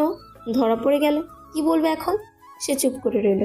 সৈকত বলল, তার মানে সকাল থেকে সুপ্তি অযথাই বিনা দোষে বকা খেলো। কল লিস্টের 12টা তো আসলে বুশ বাজিয়ে রেখেছে। বুশ নামের মানুষগুলো তো দেখছি আসলেই বিরাট ভেজাইলা। আপনি সুপ্তিকে বকেছেন? সেই জন্যই তো বেচারা সকাল থেকে মুড অফ করে বসে আছে, আম্মুর সাথেও চোটপাট করেছে। আর আসল কালপ্রিট তো বহাল তবিয়তেই আছে, কিন্তু কাজটা করলে কখন? আমার ফোনের পাসওয়ার্ড জানলে কি করে? কল লিস্ট এলোমেলো করা ছাড়া আর কি কি ক্রাইম করেছো তাড়াতাড়ি বলো। এটা ছাড়া আর কিছু করিনি। আর আপনার পাসওয়ার্ড কোথা থেকে জানবো? আপনি যখন ঘুমিয়েছিলেন তখন ফিঙ্গার লক খুলে নিয়েছি। আমার আসলে আগেই বোঝা উচিত ছিল যে কাজটা তুমি করেছো, কারণ সব নাম উল্টা পাল্টা হলেও শুধু তোমার নামটাই উল্টো থেকে ঠিক হয়ে গেছে। তুমি তো সুপ্তির চেয়ে কোনো অংশে কম ডেঞ্জারাস না। এসব কেন করেছো? আপনি সারাক্ষণ আমার পেছনে লাগেন কেন? তাই একটু পাল্টা জবাব দিলাম। তোমাকে যতটা আলাভোলা ভেবেছিলাম তুমি আসলে ততটা না। তুমি তো আলাভোলা শয়তানের খালা। আর লাগবেন আমার পেছনে? না, ভাবছি এখন থেকে তিথি, আফসানা, শেলি, তুলি এদের পেছনে লাগবো। ঘাড় মোটকে দেব একদম। এত জেলাস কেন তুমি? এটা মোটেও জেলাসি না। সরাসরি বললেই তো হয় তুমি আমার প্রেমে পড়েছো। প্রেমে তো আপনি পড়েছেন, সে কারণেই বুশ পাল্টে হার্টবিট হয়ে যাওয়াটাকে উল্টো থেকে সোজা মনে হচ্ছে। বাহ, আমার সাথে থেকে থেকে তোমার ভালো ইমপ্রুভ হয়েছে তো। সারাক্ষণ আমায় ভাবা ছাড়া আর কিছু করো তো? আপনাকে ভেবে ওয়েস্ট করার মতো সময় কোথায় আমার এত? ও আচ্ছা, ভালো কথা। তোমার সাথে অনেক কথা বলে ফেলেছি, ওরা সবাই ওয়েট করছে, এবার ওদেরকে সময় দিতে হবে। ওরা কারা? তিথি, শেলি, তুলি, আফসানা আরও অনেকে, সবার নাম এখনই মনে পড়ছে না। যা ভাগ। বলে শর্মী কট করে ফোন কেটে দিল। সৈকত হাসতে হাসতে লাঞ্চ করতে গেল। যেতে যেতে ভাবলো, কি আশ্চর্য, যে অকাজের জন্য রাকের শক্তিকে এত এত বকা দিয়েছিল, সেই কাজ শর্মী করেছে জেনে ওর ভালো লাগছে। স্থান, কাল, পাত্রভেদে সবকিছু কেমন মুহূর্তেই পাল্টে যায়। তবে শক্তিকে একটু বেশি বকা দিয়ে ফেলেছে। বেচারা বোনটা, ও রাগ ভাঙাতে কিছু করতে হবে এখন। অনেকটা সময় চলে গেছে, দুজন রেস্টুরেন্টে বসে আছে। খাবারও এসে গেছে, কিন্তু জরুরি যে কথাটা বলার জন্য তিথি সৈকতকে বসিয়ে রেখেছে সেটা এখনো বলছে না, শুধু এ কথা সে কথা বলে চলেছে। রাত বাড়ছে, ঘরে ফিরতে হবে তো। সৈকত অধৈর্য হয়ে বলল, আমরা আর কতক্ষণ বসবো? কি বলতে ডেকেছো সেটা তো কিছু বলছো না। ডেকেছি যখন বলবো তো। তো বলো। তুমি বিয়ে করবে কবে? হঠাৎ এই প্রশ্ন? বাসা থেকে আমার জন্য পাত্র দেখা হচ্ছে। আমি এতদিন এটা সেটা বলে কাটিয়ে নিয়েছি, কিন্তু এবার আর কাটাতে পারছি না। ছেলে সব দিক থেকে ভালো। এটা তো ভালো খবর। আমার জানা মতে তোমার তো কোনো বয়ফ্রেন্ড নেই, তাহলে তুমি রাজি হচ্ছ না কেন? তিথি সৈকতের দিকে কিছুক্ষণ তাকিয়ে রইল, তারপর বলল, রাজি হয়ে যাব। ছেলে সব দিক থেকে ভালো হলে অবশ্যই রাজি হয়ে যাবে। তাহলে আমাদের সম্পর্কটা? সৈকত সরু চোখে বলল, আমাদের কিসের সম্পর্ক? এখানে আমাদের সম্পর্ক কোথা থেকে আসছে? আসছে, কারণ আমাদের সম্পর্কটা শুধু বন্ধুত্বের ছিল না। একটা ছেলে আর একটা মেয়ের সম্পর্ক কখনো ভালো বন্ধুত্বের মাধ্যমে সীমাবদ্ধ থাকে না, সেটা আরো বেশি কিছু হয়। আমাদের মধ্যে এত কেয়ারিং, শেয়ারিং এগুলোর মানে কি? সৈকত অবাক হচ্ছে তিথির কথায়। কি বলছো ওইসব? সৈকত তো খুব স্বাভাবিকভাবেই একজন বন্ধুর মতো চলতো ওর সাথে, বন্ধুত্বের সীমারেখা মেনেই চলতো। সে খানিকটা বিরক্ত হয়ে বলল, কে বলেছে তোমাকে ছেলে আর মেয়ের সম্পর্ক বন্ধুত্বের মাঝে সীমাবদ্ধ থাকতে পারে না? আর বন্ধুর সাথে শেয়ারিং কেয়ারিং হবে না তো কার সাথে হবে? এসব করলেই সেটা বন্ধুত্বের বেশি কিছু হয়ে গেল। একটা ছেলে আর একটা মেয়ের মাঝে যখন আলাদা করে বন্ধুত্বটা গড়া হয়, সেটা কেন হয়? বেশি কিছু হয় বলেই তো হয়। তিথি, তুমি একটা ভুলের ভেতর বাস করছো। বন্ধুত্ব আর তার থেকে বেশি কিছু হয়ে যাবার যে সীমারেখা, সেটা সম্পর্কে তোমার নিজেরই সঠিক ধারণা নেই, যে কারণে আমাকে এসব বলতে পারছো। আমি কখনো এমন কিছু বলেছি যেটাতে প্রেম ভালোবাসা প্রকাশ পায়? সব কথা কি শুধু মুখে বললেই হয়? তা হয়তো সব সময় হয় না, কিন্তু আমি জানি আমি কখনোই এমন কিছু করিনি যেটাতে তোমার এসব মনে হতে পারে। আর সবচেয়ে বড় কথা, মনের ধারণার উপর ডিপেন্ড করে এ ধরনের কোনো সিদ্ধান্তে আসা যায় না। এটা স্রেফ বোকামো। সবটা তাহলে আমার বোকামো? বোকামো নয়, এলোমেলো যা খুশি ভেবে নিলেই তো হবে না। ঠিক আছে, আমি না হয় ভুলের ভেতরেই ছিলাম। এখন যেহেতু বিষয়টা উঠেই গেল, তুমি তো বুঝে গিয়েছো আমি তোমাকে কি চোখে দেখি। আমাদের মাঝে যেহেতু ভালো একটা সম্পর্ক আছেই, তাহলে এখন কি তুমি আমাকে নিয়ে ভাবতে পারো না? না, পারি না, এটা অসম্ভব। অসম্ভব? কেন অসম্ভব? কি সমস্যা? সমস্যা এটাই যে বন্ধু আর কলিগ ছাড়া তোমাকে আমি কখনো কিছু ভাবিনি। আমাদের এতদিনের পরিচয়, তোমাকে নিয়ে তেমন কোনো অনুভূতি তৈরি হবার থাকলে এতদিনে নিশ্চয়ই তা হয়ে যেত। তিথি মরিয়া হয়ে বলল, কিন্তু আমি তো তোমাকে ভালোবেসে ফেলেছি। তোমার প্রতি আমার এমন কোনো ফিলিংস নেই, বুঝতে পারছো না কেন? ঠিক আছে, আমি তো বুঝলাম সেভাবে আমাকে নিয়ে কখনো ভাবোনি, তাহলে এখন ভাবো। একবার ভেবে দেখলে তো পারো। আমার ধারণা তখন তোমার ধারণা পাল্টাবে। আমি তো বললাম এটা সম্ভব নয়, কখনোই না। কখনোই না বলছো কেন? তুমি প্রয়োজনের সময় নাও। এখানে সময় নেওয়ার কোনো প্রয়োজন দেখছি না। তারপর নরম হয়ে বলল, তিথি, আমরা দুজন ম্যাচিওর মানুষ, ছেলে মানুষই আমাদের মানায় না। ভালোবাসা ব্যাপারটা মন থেকে আপনি তৈরি হয়ে যায়, এটা বলে কই ভেবেচিন্তে হয় না কখনোই।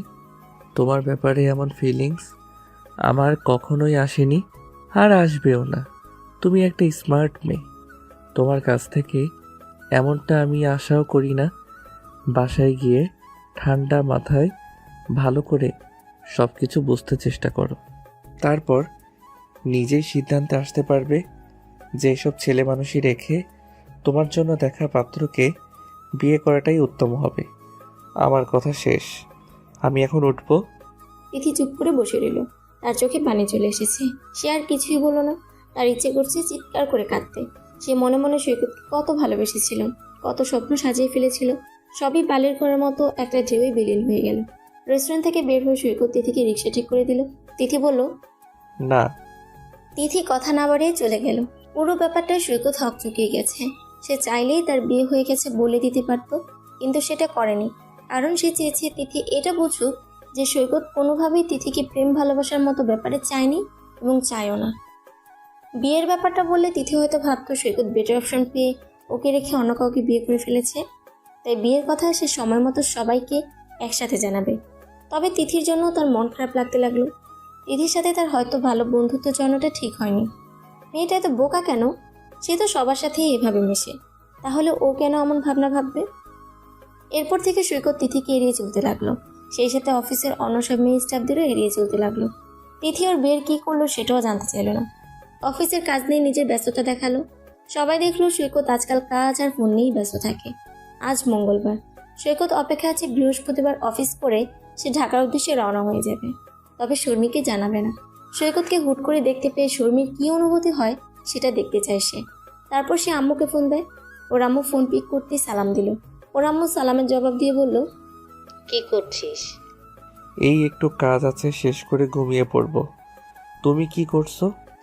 এই তো শুতে যাব এখন। শর্মির সাথে কি কথা টথা বলিস ঠিক মতো?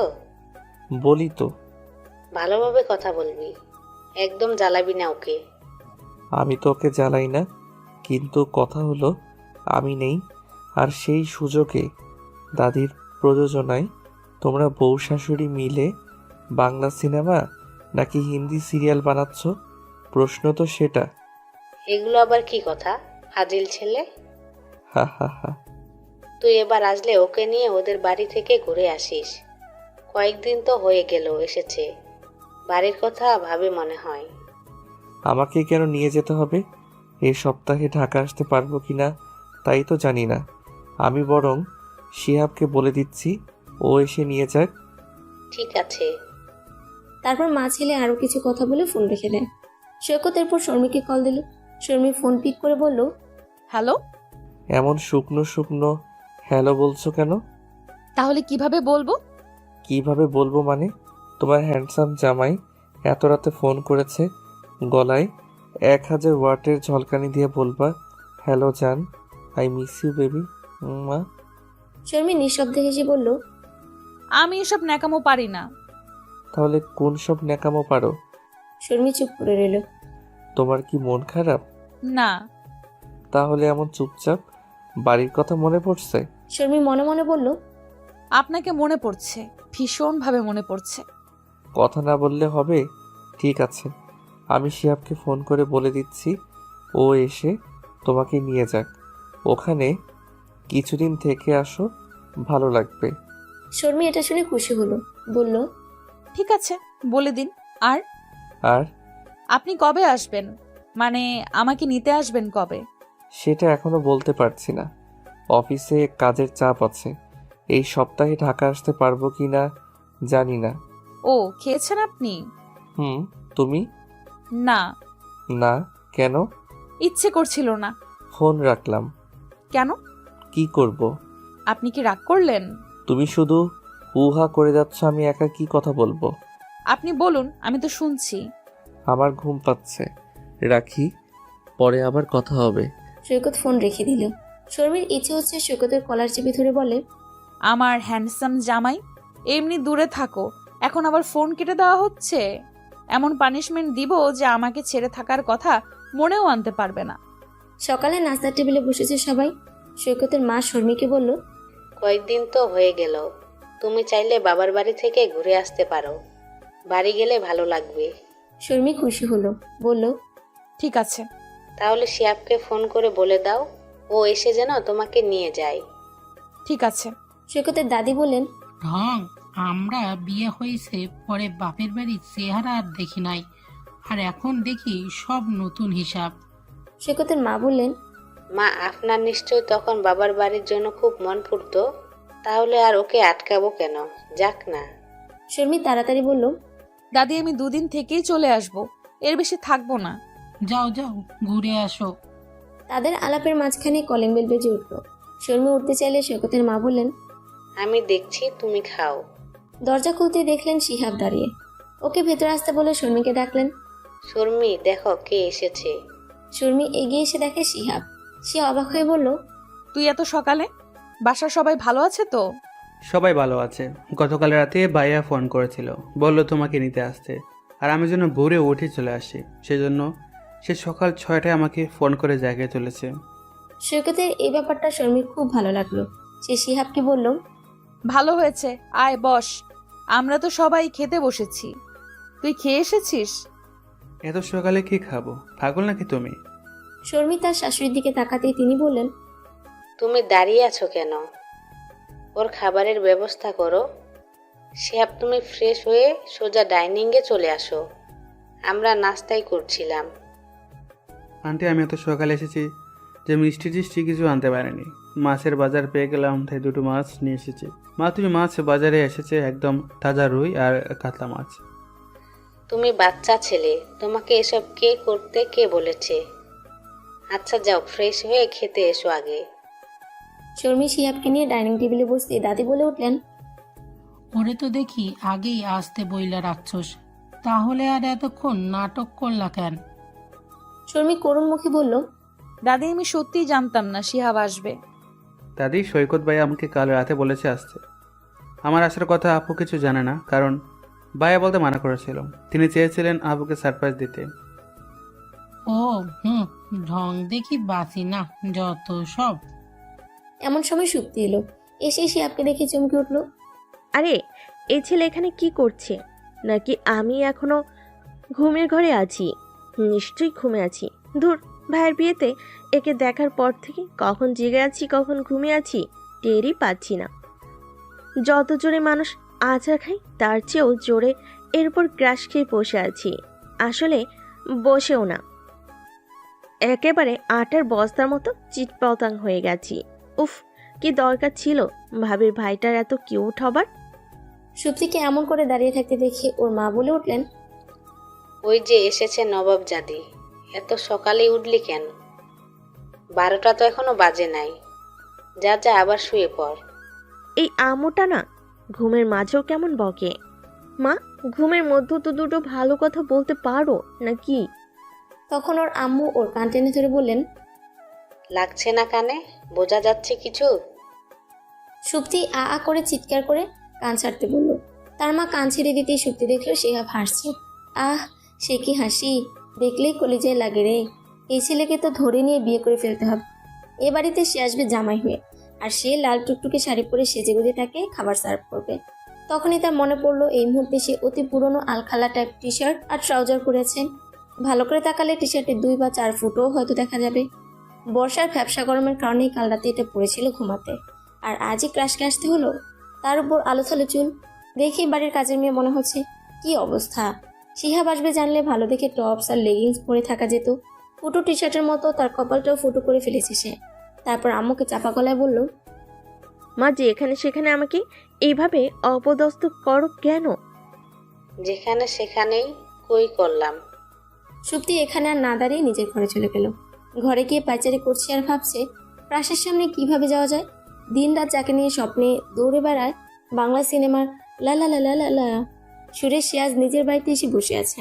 তার তো এখন উচিত শিহাবের কাছে গিয়ে মাছের মতো চোখ গোল গোল করে তার দিকে তাকিয়ে থাকা। আর সেখানে সে শিহাবের সামনে জম্পিস কানমলা খাচ্ছে। ভাবা যায়? এটা কেমন জুলুম রে ভাই! তার সাথেই কেন এসব হতে হবে? কিছু একটা করতে হবে, কিন্তু করবোটা কি? তখনই একটা আইডিয়া চলে এলো। এস, চা। নাস্তা শেষ, এখন তো চা লাগবে। আর পৃথিবীর সব প্রেমের শুরু চায়ের কাপে।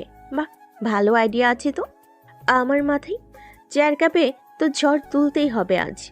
হবে হবে, আমাকে দিয়ে এসব প্রেম ভালোবাসাই হবে। ছাতার পড়াশোনা কি আমার কাজ? তাছাড়া সুন্দরী মেয়েদের এত পড়তে হয় না, ওসব ছেলেদের কাজ। তারা কষ্ট করে পড়বে, তারপর ভালো চাকরি বাকরি ব্যবসা বাণিজ্য শুরু করবে তার মতো সুন্দরীদের পাবার জন্য। যাই, চায়ের ব্যবস্থা করি। সুপ্তি রান্নাঘরে গিয়ে দেখলো ভাবি চা বানাচ্ছে। সে বলল, ভাবি দাও চা, আমি নিয়ে যাচ্ছি। শর্মি ওর দিকে অবাক চোখে তাকালো আর পাশ থেকে আম্মু বলে উঠলো, জিন্দেগিতে তোকে রান্নাঘরে কোনো একটা কাজে টেনে আনা যায় না? ছাগলের মতো খুঁটি গেড়ে বসে থাকিস, আজ হঠাৎ কি হলো? কারণ এই মুহূর্তে থেকে রিয়েলাইজ করতে পারছি এসব না করলে জিন্দেগি বরবাদ হয়ে যেতে পারে। বলে সে কথা না বাড়িয়ে 2 কাপ চা নিয়ে ড্রয়িং রুমে গিয়ে গেল। গিয়ে দেখে তার বাবা আর শিহাব গল্প করছে। সে তখন টিউবলাইটের মতো ফিউজ হয়ে গেল, কারণ সে চেয়েছিল চা নিয়ে সে আর শিহাব গল্প করবে। সুপ্তিকে দেখে ওর বাবা বললেন, কিরে, চা আনতে এত সময় নিচ্ছিস কেন? আর যেভাবে চা নিয়ে হাঁটছিস, উষ্টা খেয়ে পড়ে গিয়ে তোর নাক মুখ ফাটিয়ে ফেলবি। সুপ্তি করুণ চোখে বাবার দিকে চায়ের কাপ এগিয়ে দিয়ে শিহাবকে চা দিল। তখন ওর বাবা বললেন, দেখ দেখ, শিহাবকে ভালো করে দেখ। শিহাবের সাথে গল্প করে খুব ভালো লাগছিল। ছেলেটা পড়াশোনা এত ভালো, বুঝলে শিহাব? আমার এই মেয়েটা হচ্ছে একটা পড়াশোনা কিছুই মাথায় ঢোকে না, সারাদিন শুধু সাজাগোজা নিয়ে পড়ে থাকে। রেজাল্ট খারাপ করেও কোনো প্রতিক্রিয়া নেই যে একটু ভালোভাবে পড়তে হবে। সুপ্তি মনে মনে প্রমাদ গুনল, তার ফ্যামিলি এমন কেন? তাকে কি ডাস্টবিন থেকে কুড়িয়ে এনেছে যে সব সময় সব জায়গায় তার প্রেস্টিজ ইউজ করে ছাড়তে হবে? আর চোখে তাকিয়ে দেখে শিহাব এসব শুনে হাসছেন। হাসবেই তো, সে বাবাকে রাগ দেখিয়ে চলে যাচ্ছিল। তখন ওর বাবা বললেন, এই যে পড়াশোনার কথা বলেছি আর এখন চলে যাচ্ছে। এসব দেখে শিহাব শুধু নীরবে হেসে গেল। শিহাব শর্মিকে বলেছে সে বেশি দেরি করবে না, তাড়াতাড়ি যেন ব্যাগ গুছিয়ে নেয়। শর্মী ব্যাগ গুছানোর আগে সৈকতকে একটা ফোন দেয়। সৈকত ফোন রিসিভ করে বলল, হ্যালো হ্যান্ডসাম জামাইয়ের বউ, কি করছেন? একটু ঘুরতে বের হয়েছি কোথায়? তোমার মনের মাঝে। আচ্ছা, তাহলে তো পৃথিবীর সবচেয়ে সুন্দর জায়গায় আছেন। কিন্তু আমি তো সেখানে শাকচুন্নি, ভূত, পেতনি এসবও দেখতে পাচ্ছি। ভুল দেখছেন। ওসব আপনার মনের শেওড়া গাছের দল বেঁধে পা ঝুলিয়ে বসে থাকে। সৈকত শব্দ করে হেসে ফেলল। শুনুন, আপনাকে অনেক ধন্যবাদ ধন্যবাদ কেন? শিহাবকে এভাবে পাঠানোর জন্য। আমি রেডি হচ্ছি বাড়ি যেতে। আপনি আসবেন তো আমাকে নিতে? তুমি যাচ্ছ যাও, আবার আমাকে টানাটানি করছো কেন? আপনাকে টানবো না তো কি সাকিব খানকে টানবো? I don't mind. Zayed Khan বা মিশা সওদাগর না হলে চলবে। ডিপজলকে ডাকি? ওটা তো আরো ভালো অপশন। ডাকতে পারো, তবে তার আগে ডিপ জলের 10টা ডায়লগ বলতে হবে। পারবো না। তাহলে এটা বলো যে মনে মনে আমাকে কি নামে ডাকো। শর্মী 10 সেকেন্ড চুপ থেকে বলল, হ্যান্ডসাম জামাই। হ্যান্ডসাম জামাইকে কেউ এমন শুকনো করে ধন্যবাদ দেয়? কিভাবে দিব? বলবা লাভ ইউ জামাই। না, ইস, সব সময় ঢং।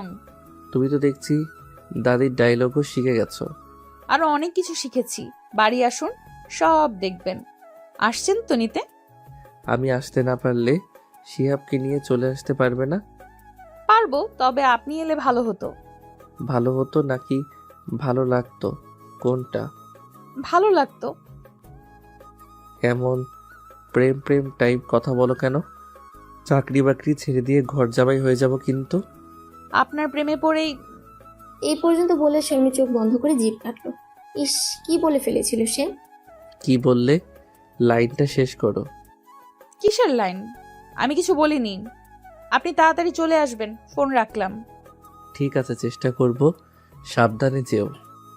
শর্মীর শাশুড়ি দুপুরে খেয়ে যেতে পিড়াপিড়ি করেছিল খুব, কিন্তু ওরা তার আগে বের হয়ে গেছে। এখান থেকে ওদের বাড়ি যেতে 2 ঘন্টা সময় লাগে। শর্মীর মনে হচ্ছে কয়েক বছর পর বাড়ি যাচ্ছে সে।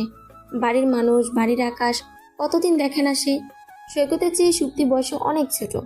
সুপ্তি সবেই ইন্টার সেকেন্ড ইয়ারে উঠেছে। ইন্টারে পড়ুয়া, আর সব মেয়েদের মতো সেও প্রজাপতির রঙিন ডানায় উড়ে বেড়ানো টাইপ।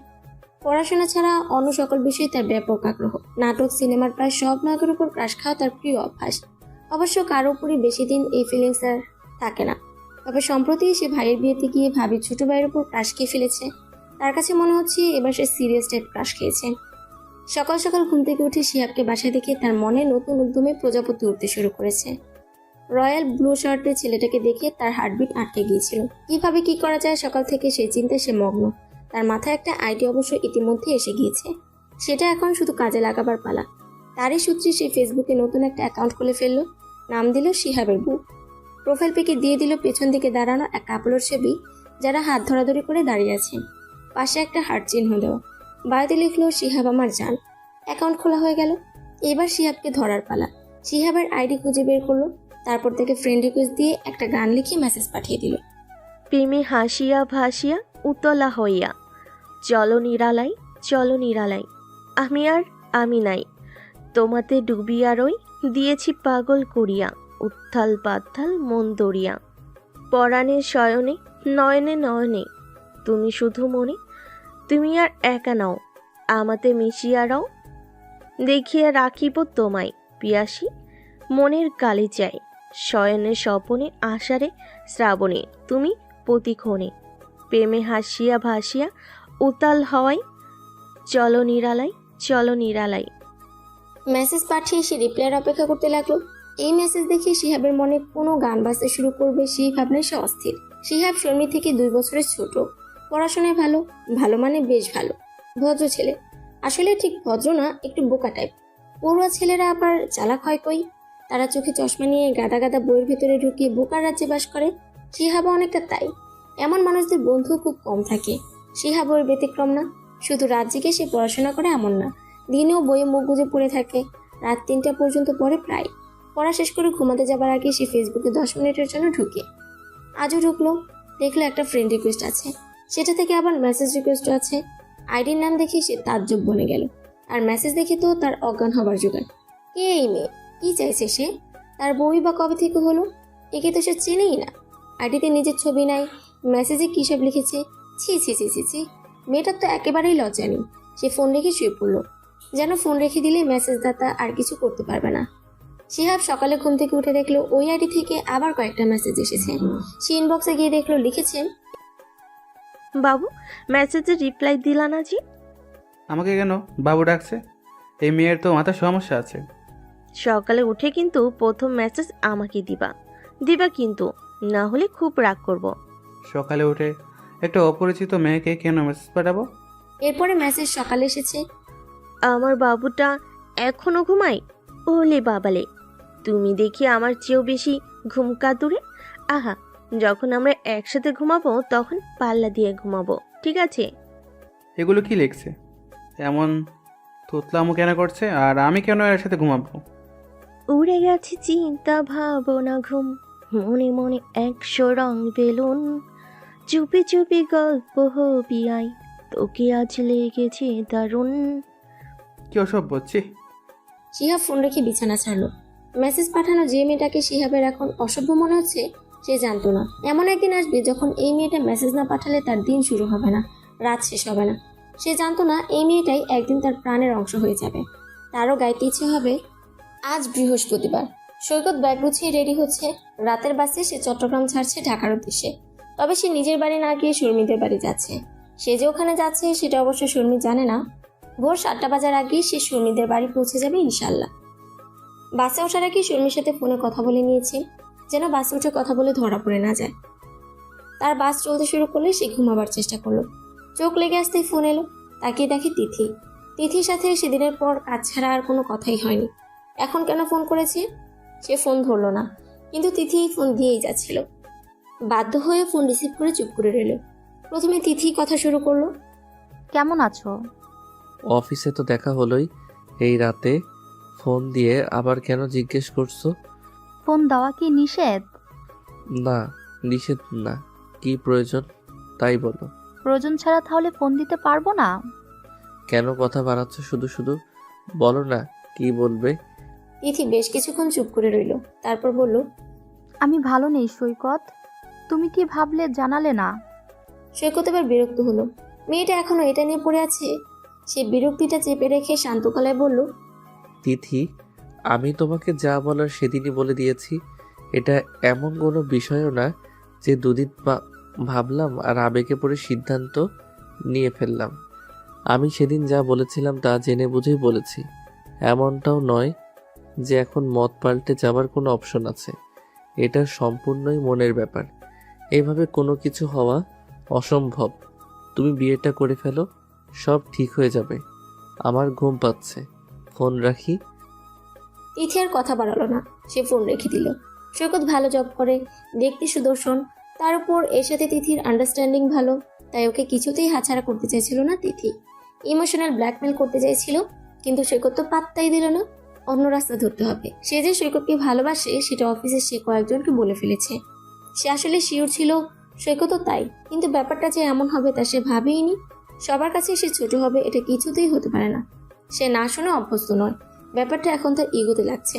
ছুটির দিন শেষ হোক, তারপর সৈকতকে কিভাবে বাগে আনতে হয় দেখা যাবে। সৈকত শর্মিদের বাড়ির দরজায় দাঁড়িয়ে আছে। তার শাশুড়ি মা দরজা খুলে দেখেন সৈকত।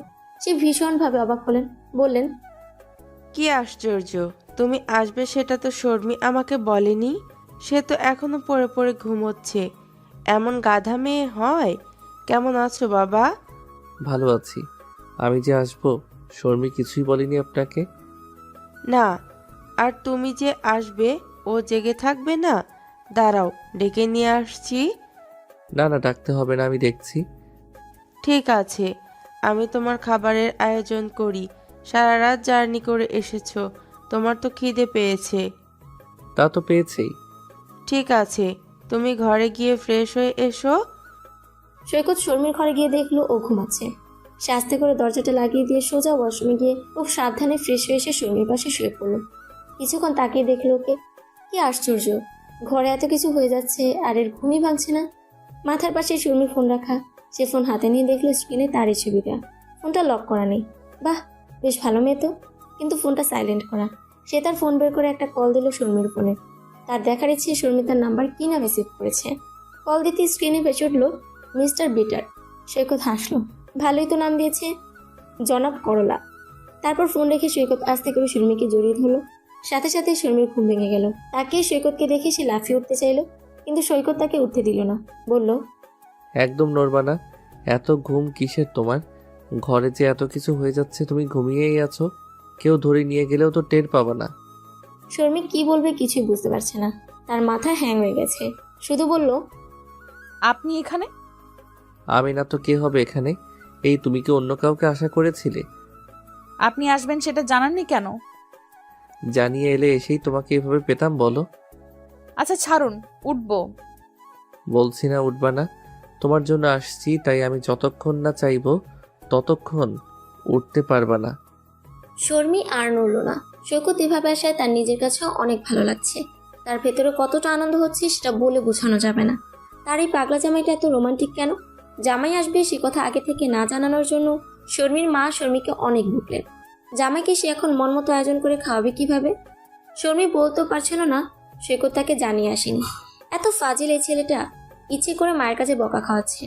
দুপুরে কি কি রান্না হবে, জামাইয়ের কি কি পছন্দ সেটা জানতে চাইলে শর্মি বলে দিল। ও শুটকি মাছের ভর্তা খুব পছন্দ। শর্মির মা শুনে অবাক হলেন, বললেন, শুটকি মাছের ভর্তা? কি শুটকি? চাপা শুটকি। ছেলেরা তো শুটকি দেখলেই নাক সিটকায়, আর সৈকতের এসব পছন্দ, তা আবার চ্যাপা শুটকি? এই তুই সত্যি বলছিস? তোকে দিয়ে কোনো বিশ্বাস নেই। এগুলো নিশ্চয়ই তো শয়তানি। মা, শয়তানি হবে কেন? ওগুলাই ওর পছন্দ, তুমি রান্না করো। শর্মির মা সরু চোখে শর্মির দিকে চেয়ে রইলেন। হয়তো আন্দাজ করতে চাইলেন মেয়ে সত্য বলছে নাকি ফাজলামো করছে। শর্মি মায়ের তাকানোর ভঙ্গি দেখে তাড়াতাড়ি রান্নাঘর থেকে বের হয়ে এলো। দুপুরে সবাই খেতে বসলো। সৈকত বসতেই তার সামনে চ্যাপার ভর্তাটা রাখলো শর্মি। সৈকতের নাক কুচকে উঠল। এমন পচা স্মেল কোথা থেকে আসছে? খাবার থেকে তো আসার কথা না, কিন্তু মনে তো হচ্ছে খাবার থেকে আসছে। সে মিনমিন করে বলল, কি রান্না করেছেন মা? কেমন অন্যরকম একটা স্মেল পাচ্ছি। তোমার পছন্দের চাপা শুটকি ভর্তা, এই যে তোমার সামনে। সৈকতের প্রায় বমি এসে গেল। সে অবাক হয়ে বলল, কিন্তু আমার যে চ্যাপা শুটকি পছন্দ সেটা আপনাকে কে জানালো? কেন? শর্মি বলেছে। ওকে জিজ্ঞেস করলাম তোমার কি কি পছন্দ, তখন বলল। সৈকত চোখ পাকিয়ে আর চোখে শর্মির দিকে তাকালো একবার। দেখে সে মুচকে হাসছে। বুঝতে পারলো তার নিজের করা কোনো না কোনো সময়ের বাদরামির ফল এটা। সে এখন কি করবে বুঝে উঠতে পারছে না। মনে মনে দাঁত কিরমির করে বলল, বুশ, তোমাকে আমি এমন নাচাবো যে তোর ওসামা বিন লাদেন ইয়াদা জায়গা। শর্মির মা তখন বলে উঠলেন, কি হলো বাবা, খাও, ভর্তা তুলে দিব? সৈকত প্রায় চিৎকার করে উঠল। না না মা, আমি সব নিয়ে নিচ্ছি। কিন্তু মা, আসলে হয়েছে কি, রাতে বাইরে থেকে খাবার খেয়েছি তো পেটটা কেমন যেন করছে, তাই ভাবছিলাম শুটকি খাওয়া ঠিক হবে কিনা। শর্মির বাবা বললেন, তাই নাকি? তাহলে তো বাবা তোমার এসব তেল মশলা টাইপ কোনো খাবার খাওয়া ঠিক হবে না। তুমি বরং সাদা ভাত খাও, করলা ভাজি দিয়ে, ডালও খাও। সৈকতের যে এই অবস্থা আগে বলিসনি কেন শর্মি? তাহলে কাঁচা কলার ব্যবস্থা করা যেত। খাওয়া শেষ হলে সিহাবকে দিয়ে স্যালাইন আনিয়ে দিস। সৈকত করুণ চোখে খাবারের দিকে তাকিয়ে আছে। টেবিল ভর্তি এত লোভনীয় সব খাবার, সব তারই উদ্দেশ্যে রান্না করা হয়েছে, অথচ তাকে কিনা শুধু করলা ভাজি আর স্যালাইন খেতে হবে। তারপর মিনমিন করে একবার বলল, আসলে বাবা তেমন খারাপ অবস্থা না, আমি খেতে পারবো এসব। না না, তুমি বললে তো হবে না। তোমরা ইয়াং জেনারেশন সব কিছুতেই পাওয়ার দেখাতে চাও, আর ভাবো আমরা কিছুই জানি না। এবেলা আমার কথা শোনো, যা বলছি তাই খাও, তারপর দেখো কেমন লাগে। ভালো লাগলে অন্য সব খাবার খেয়েও পরে। আসলে হয়েছে কি বাবা, আমার আবার পেট খারাপ একবেলার বেশি থাকে না। ঠিক আছে, সমস্যা নেই, আমি করলা ভাজি খাচ্ছি। শর্মির মা শর্মির দিকে তাকিয়ে রইলেন। শর্মি সেটা খেয়াল করে চোরের মতো খেতে লাগলো। খাওয়া শেষ করে ঘরে এসে সৈকত চুপ করে বসে রইল। শর্মি এসে পাশে বসে বলল, আপনার যে পেট খারাপ সেটা বলেননি তো। আমার যে শুটকি মাছ পছন্দ সেটা কবে বলেছিলাম? আপনি তাহলে আম্মুর কাছে মিথ্যা বলেছিলেন কেন যে আপনি আসার কথা আমাকে জানিয়েছেন? আম্মু আমাকে সকাল সকাল বকে শেষ করলো। ও, আম্মুর বকাটাই বেশি হয়ে গেল। আর আমি যে তোমার জন্য এত দূর থেকে কষ্ট করে এলাম সেটা কিছু না? আমার ভালোবাসাটা কিছু না? আচ্ছা সরি। সরি দিয়ে আমি কি করব? শ্বশুরবাড়ি এসে একটা ভালো কিছু খেতে পারলাম না। সরি বললাম তো। সারা রাত জার্নি করে এসেছি, আমার এখন ঘুম পেয়েছে। শরত। বলে সৈকত শুয়ে পড়ল। শর্মির তখন একটু অপরাধ বোধ লাগলো। কাজটা ঠিক হয়নি আসলে। সে চুপ করে বসে ভাবলো কি করা যায় এর রাগ ভাঙাতে। তখন ওর মা ওকে ডাকলেন। মায়ের কাছে যেতেই মা বললেন, ঘটনা বল। কি ঘটনা? ঢং করবি না, কি জানতে চাইছি তুই নিশ্চয়ই বুঝেছিস, তাড়াতাড়ি বল। শর্মি বুঝলো লুকিয়ে লাভ নেই, যা বোঝার মা বুঝিয়ে ফেলেছে, তাই সে সব স্বীকার করলো। এটাও বলল তার এখন মন খারাপ লাগছে। শর্মির মা আরো কিছু বকা দিলেন মেয়ের গাধামির জন্য। তারপর বললেন, পায়েস রান্না করতে চাচ্ছিলাম, সৈকতের নাকি পছন্দ। আমি করি। তুই পারবি? তুমি দেখিয়ে দিলেই হবে। ঠিক আছে চল। শর্মি নীল প্রজাপতি আঁকা একটা সাদা শাড়ি পরলো, হাতে নীল রেশমি চুড়ি পরলো। তারপর গিয়ে সৈকতের পাশে বসলো। শর্মি ওর কানের কাছে হাত নিয়ে চুড়ির শব্দ করলো। সৈকত আস্তে করে তাকালো। তাকে শর্মিকে দেখে একটু অবাক হলো, কিন্তু কিছু বলল না, আবার চোখ বন্ধ করে ফেললো। শর্মি তখন ওর বুকের উপর হাত রেখে ওর দিকে ঝুঁকে বলল, বিকেল হয়ে গেছে, উঠবেন না? সৈকত কথাটা শুনে পাশ ফিরল। শর্মি মন খারাপ করে উঠে যাচ্ছিল, সৈকত তখনও কিছু বলল না। শর্মি বারান্দায় গিয়ে ভাবতে লাগলো এর এত রাগ, আগে তো সেটা বুঝিনি, কি করবে এখন। তখন সৈকত এসে ওর পিছনে দাঁড়ালো। শর্মি অবাক হয়ে ওর দিকে তাকালো। সৈকত কোনো কথা না বলে বেলি ফুলের মালা বের করে বলল, ওদিক ফিরো। তারপর মালাটা চুলের খোপায় লাগিয়ে দিয়ে বলল, বাস থেকে নামার পর পাশেই এক ফুলের দোকানে মাত্র ফুলগুলো এনে নামালো। বেলি ফুল দেখেই মনে হলো তোমার ভালো লাগবে, আর ফুলগুলো একেবারে তাজা, তাই নিয়ে ফেললাম। মনে মনে চেয়েছিলাম বিকেলে তুমি শাড়ি পরবে, ফুলগুলোর জন্য তোমাকে দেখতে ভালোই লাগছে। শর্মি হেসে ফেলল। ওর মুখোমুখি দাঁড়িয়ে বলল, আমি কিন্তু আপনার জন্যই সেজেছি। সৈকত শর্মির একটু ঘনিষ্ঠ হতে চাইলো, আর তখনই দরজা নক করলো। শিহাব চেঁচিয়ে বলল, আবু ভাইয়ের জন্য যে স্যালাইন এনেছিলাম, ভাইয়ের কি খেয়েছে? আব্বু জিজ্ঞেস করছিল। শিহাবের চিৎকারে সৈকত আর শর্মি দুজনই প্রায় লাফিয়ে উঠেছে। শিহাবের কথা শুনে সৈকত চাপা গলায় বলল, শালার তো কমন সেন্স বলে কিচ্ছু নেই, এদের নাম এই জন্যই মনে হয় শালা। সময় পেল না আর স্যালাইন খাওয়ানোর, যাও খাও এবার স্যালাইন। শর্মি মুখ চেপে হাসতে হাসতে অস্থির। শিহাবকে বলল, আব্বুকে বল তোর ভাইয়া ঠিক হয়ে গেছে, আর লাগবে না স্যালাইন। আব্বু বলেছিল সৈকত ভাই এরকমই কিছু বলবে, তাই আমি যেন দাঁড়িয়ে থেকে এক গ্লাস স্যালাইন খেয়ে দিয়ে যাই। সৈকত আর ধৈর্য রাখতে পারল না, বলল, শালা শিহাব, গেলি তুই? শর্মি হাসতে হাসতে শেষ। পরদিন সকালে শর্মিকে নিয়ে সৈকত ঢাকা চলে এলো। সৈকত সুপ্তির জন্য 1 কার্টন আইসক্রিম নিয়ে এসেছে, সেদিন বকেছিল বলে। সুপ্তি আইসক্রিম পেয়ে খুশি হলো, কিন্তু ভাইয়ার উপর তার নতুন করে মেজাজ খারাপ হয়েছে। মেজাজ খারাপের কারণ, ভাইয়া একা কেন শ্বশুর বাড়ি গেল, তাকে নিয়ে যেতে পারলো না। তারও তো বেড়াতে ইচ্ছে করে, কিন্তু হঠাৎ করে ও বাড়ি যাবার এত ইচ্ছে কেন হলো সেটা কেউ বুঝতে পারছে না। শর্মি প্রতিশ্রুতি দিল নেক্সট টাইম সে যখন বাড়ি যাবে তাকে নিয়ে যাবে। সৈকত রাতে চলে গেল চট্টগ্রামের উদ্দেশ্যে। পরদিন অফিসে গেল মিষ্টি নিয়ে। সৈকতের হাতে মিষ্টি দেখে সবাই অবাক। সৈকত প্রথমে মিষ্টি তার বসের জন্য নিয়ে তার কেবিনে ঢুকলো। বিয়ের কথা শুনে বস ভীষণ খুশি হলেন, তার নতুন জীবনের জন্য শুভকামনা জানালেন। সেখান থেকে বের হয়ে লাঞ্চ আওয়ারে সবাইকে অফিস ক্যান্টিনে ডাকলো। তারপর সবাইকে মিষ্টি দিল। সবাই উৎসুক হয়ে মিষ্টি খেয়ে অপেক্ষা করছে ঘটনা কি জানার জন্য। সৈকত বলতে শুরু করলো সে বিয়ে করে ফেলেছে, কবে কোথায় কিভাবে বিয়ে করেছে তা শর্ট করে জানিয়ে বলল। আজ সবাইকে ডিনার করাবে রেস্টুরেন্টে। বলার পর সে তিথিকে আর চোখে দেখে নিল। তিথি এতক্ষণ বেশ আগ্রহ নিয়ে অপেক্ষা করছিল, কিন্তু সৈকত বিয়ের কথা বলতেই তার হাত থেকে মিষ্টিটা পড়ে গেল। তারপর গটগট করে হেঁটে চলে গেল। সবাই ভীষণ খুশি হলো, তবে তিথির এমন আচরণের মানে অনেকেই বুঝলো না। তবে যাদের কাছে তিথি সৈকতকে ভালোবাসার কথা বলেছিল তারা অবাক হয়ে গেল, কিন্তু কেউ কিছু বলল না। তখন খাওয়া শেষ করে সবাই সৈকতকে শুভকামনা দিয়ে যে যার ডেস্কে চলে গেল। সৈকতও তার কেবিনে চলে এলো। এসে দেখলো তিথি বসে আছে সেখানে। সৈকত তার চেয়ারে বসতেই তিথি বলল, কেন করলে এমন? কি কেমন করলাম? তুমি এতদিন আগে বিয়ে করেছো, আর সেটা আজ কেন বললে? তোমার কি মনে হয় না এরপরও এসব প্রশ্ন অবান্তর? আর আমার ব্যক্তিগত বিষয় নিয়ে কবে বলবো না বলবো সেটা সম্পূর্ণ আমার ব্যাপার। আমি পারতাম সেদিনই তোমাকে পুরো ব্যাপারটা বলতে, বলিনি কারণ তুমি হয়তো তখন মানতে পারতে না, কষ্ট বেশি পেতে, কিংবা আমাকে ভুল বুঝতে। বাহ, আমার কষ্ট পাওয়া নিয়ে খুব ভাবছো তাহলে? বন্ধু ছিলে, শত্রু তো নও। বন্ধু ছিলে বলছো, এখন তাহলে বন্ধুত্বটা নেই?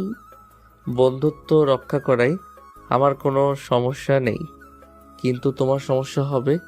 তুমি এই ব্যাপারটা থেকে বের হতে পারবে না।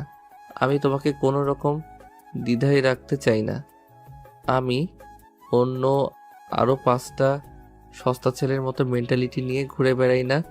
তোমাকে বন্ধুত্বের নাম দিয়ে তোমার আবেগের সাথে খেলবো। তাই এখন থেকে আমাদের ভেতর কলিগের সম্পর্কটাই বিদ্যমান থাকুক। তিথি আর কিছু বলল না, চলে গেল। তিথি চলে যাবার কিছুক্ষণ পর সৈকতের রুমমেট কলিগ এসে বলল, সৈকত ভাই, এটা কি করলেন আপনি? আপনার কাছ থেকে এমনটা আশা করিনি। কি করেছি আমি? বুঝতে পারছেন না? আপনি এতদিন তিথির সাথে ঘুরলেন ফিরলেন, আর এখন কাউকে না জানিয়ে দুম করে বিয়ে করে নিলেন। এসবের মানে কি? কি আশ্চর্য! আমি কবে তিথির সাথে ঘুরলাম ফিরলাম? মানে অফিসে আপনাদের মাঝে খুব ভালো একটা সম্পর্ক দেখতাম। তিথি বলতো আপনারা দুজন দুজনকে পছন্দ করেন। তাহলে এখন এসবের মানে কি? তিথি কেন এসব বলেছে আমি জানি না। আমি কখনোই ওকে এমন কিছু বলিনি যেটাতে ওর প্রতি আমার ভালোবাসা প্রকাশ পায়। আমি ওকে আগেই বলেছি ওর সাথে আমার কিছু ছিল না, আর কখনো কিছু হবারও নয়। তারপরও কেউ কিছু নিয়ে আঁকড়ে থাকলে সেটা তারই সমস্যা। আপনাদের মাঝে সত্যিই কিছু ছিল না? ছিল তো, তবে সেটা বন্ধুত্ব, অন্য কিছু নয়। এই বিষয়টা নিয়ে আমি আর কোনো কথা বলতে চাই না। ঠিক আছে, আপনি কাজ করুন, আমি যাচ্ছি। তিথি এরপর আর সৈকতের সাথে যোগাযোগ করেনি। তার সামনে যেন কখনো না পড়ে যায়, সবসময় সেই চেষ্টা করেছে। শুধু তাই নয়, পরদিনই সে অফিসে রেজিগনেশন লেটার জমা দিতে গিয়েছিল, কিন্তু তার কলিগ আফসানা তাকে বুঝিয়ে রেজিগনেশন লেটার দিতে আটকায়, বলে দেয় ট্রান্সফার নিয়ে নিতে। 2 সপ্তাহের মাথায় তিথি ট্রান্সফার নিয়ে এই অফিস থেকে চলে যায়। যাবার সময় সৈকতের কাছ থেকে বিদায় নিতে আসেনি। পরের 2 সপ্তাহ কাজে চেপে সৈকত ঢাকা যেতে পারেনি। তার বাসার অন্য 2 কলিগের একজন বাড়ি গেছে বিয়ে করবে বলে, আর অন্যজন 5 দিনের ট্যুরে গেছে। সৈকতকে এই কদিন একাই থাকতে হবে। সৈকতের কলিগরা যেদিন চলে গেল, শিহাব সেদিন ফোন দিয়ে বলল সে কি এক বিশেষ কাজে চট্টগ্রাম আসছে। সৈকত বলে দিল তার ফ্ল্যাটেই উঠতে। ফ্ল্যাট তো খালি আছে, কোনো সমস্যা নেই। সে অ্যাড্রেস দিয়ে বলে দিল তার তো অফিস আছে, ফ্ল্যাটের চাবি দাঁড়ানোর কাছে দিয়ে যাবে, আর খিদে পেলে খাবার রাখা আছে, যেন খেয়ে নেয়। পরদিন শিহাব সকালে চট্টগ্রাম পৌঁছে গেল। সৈকতকে ফোন করে জানিয়ে দিয়ে সে ফ্ল্যাটে ঢুকে ঘুমিয়ে পড়ল। বিকেলে সৈকত অফিস থেকে বাজার হয়ে আসে। তার একমাত্র শ্যালক এসেছে তার অতিথি হয়ে, তাকে তো স্পেশাল খাতের জন্য পড়তেই হবে। সৈকত বাসায় এসে দরজায় দাঁড়িয়ে কলিং বেল চাপল। দরজা খুলতে দেখে শর্মি দাঁড়িয়ে আছে। সে অবাক হয়ে বলল, তুমি? শর্মি মুচকি হেসে বলল, কেন? সারপ্রাইজ কি শুধু আপনিই দিতে জানেন? তুমি সত্যি চমকে দিয়েছো। শিহাব কই? একটু বাইরে গেছে, চলে আসবে, আপনি ফ্রেশ হয়ে আসুন। বলে শর্মি বাজারে ব্যাগ নিয়ে রান্নাঘরে চলে গেল। সৈকত নিজের ঘরে ঢুকে দেখলে সব সুন্দর গুছানো হয়েছে। সে মনে মনে ভাবলো বউ ব্যাপারটা আসলে অন্যরকম। শর্মির এভাবে চলে আসায় তার ভেতর অদ্ভুত এক আনন্দ কাজ করছে। সে ফ্রেশ হয়ে এসে দেখে শর্মি চা করছে। সৈকত কাছে গিয়ে শর্মিকে পেছন দিকে জড়িয়ে ধরল। শর্মি বলল, কি করছেন? চা করছি দেখছেন না? না, দেখছি না, কারণ বউ ছাড়া দেখার মতো এখানে আর কিছু আমার চোখে পড়ছে না। হাতের উপর চা ঢেলে দেই, তাহলে অনেক কিছুই দেখতে পাবেন। দাও। বলে সে শর্মির কাঁধে মুখ রাখলো। উফ, সুরসুরি লাগছে।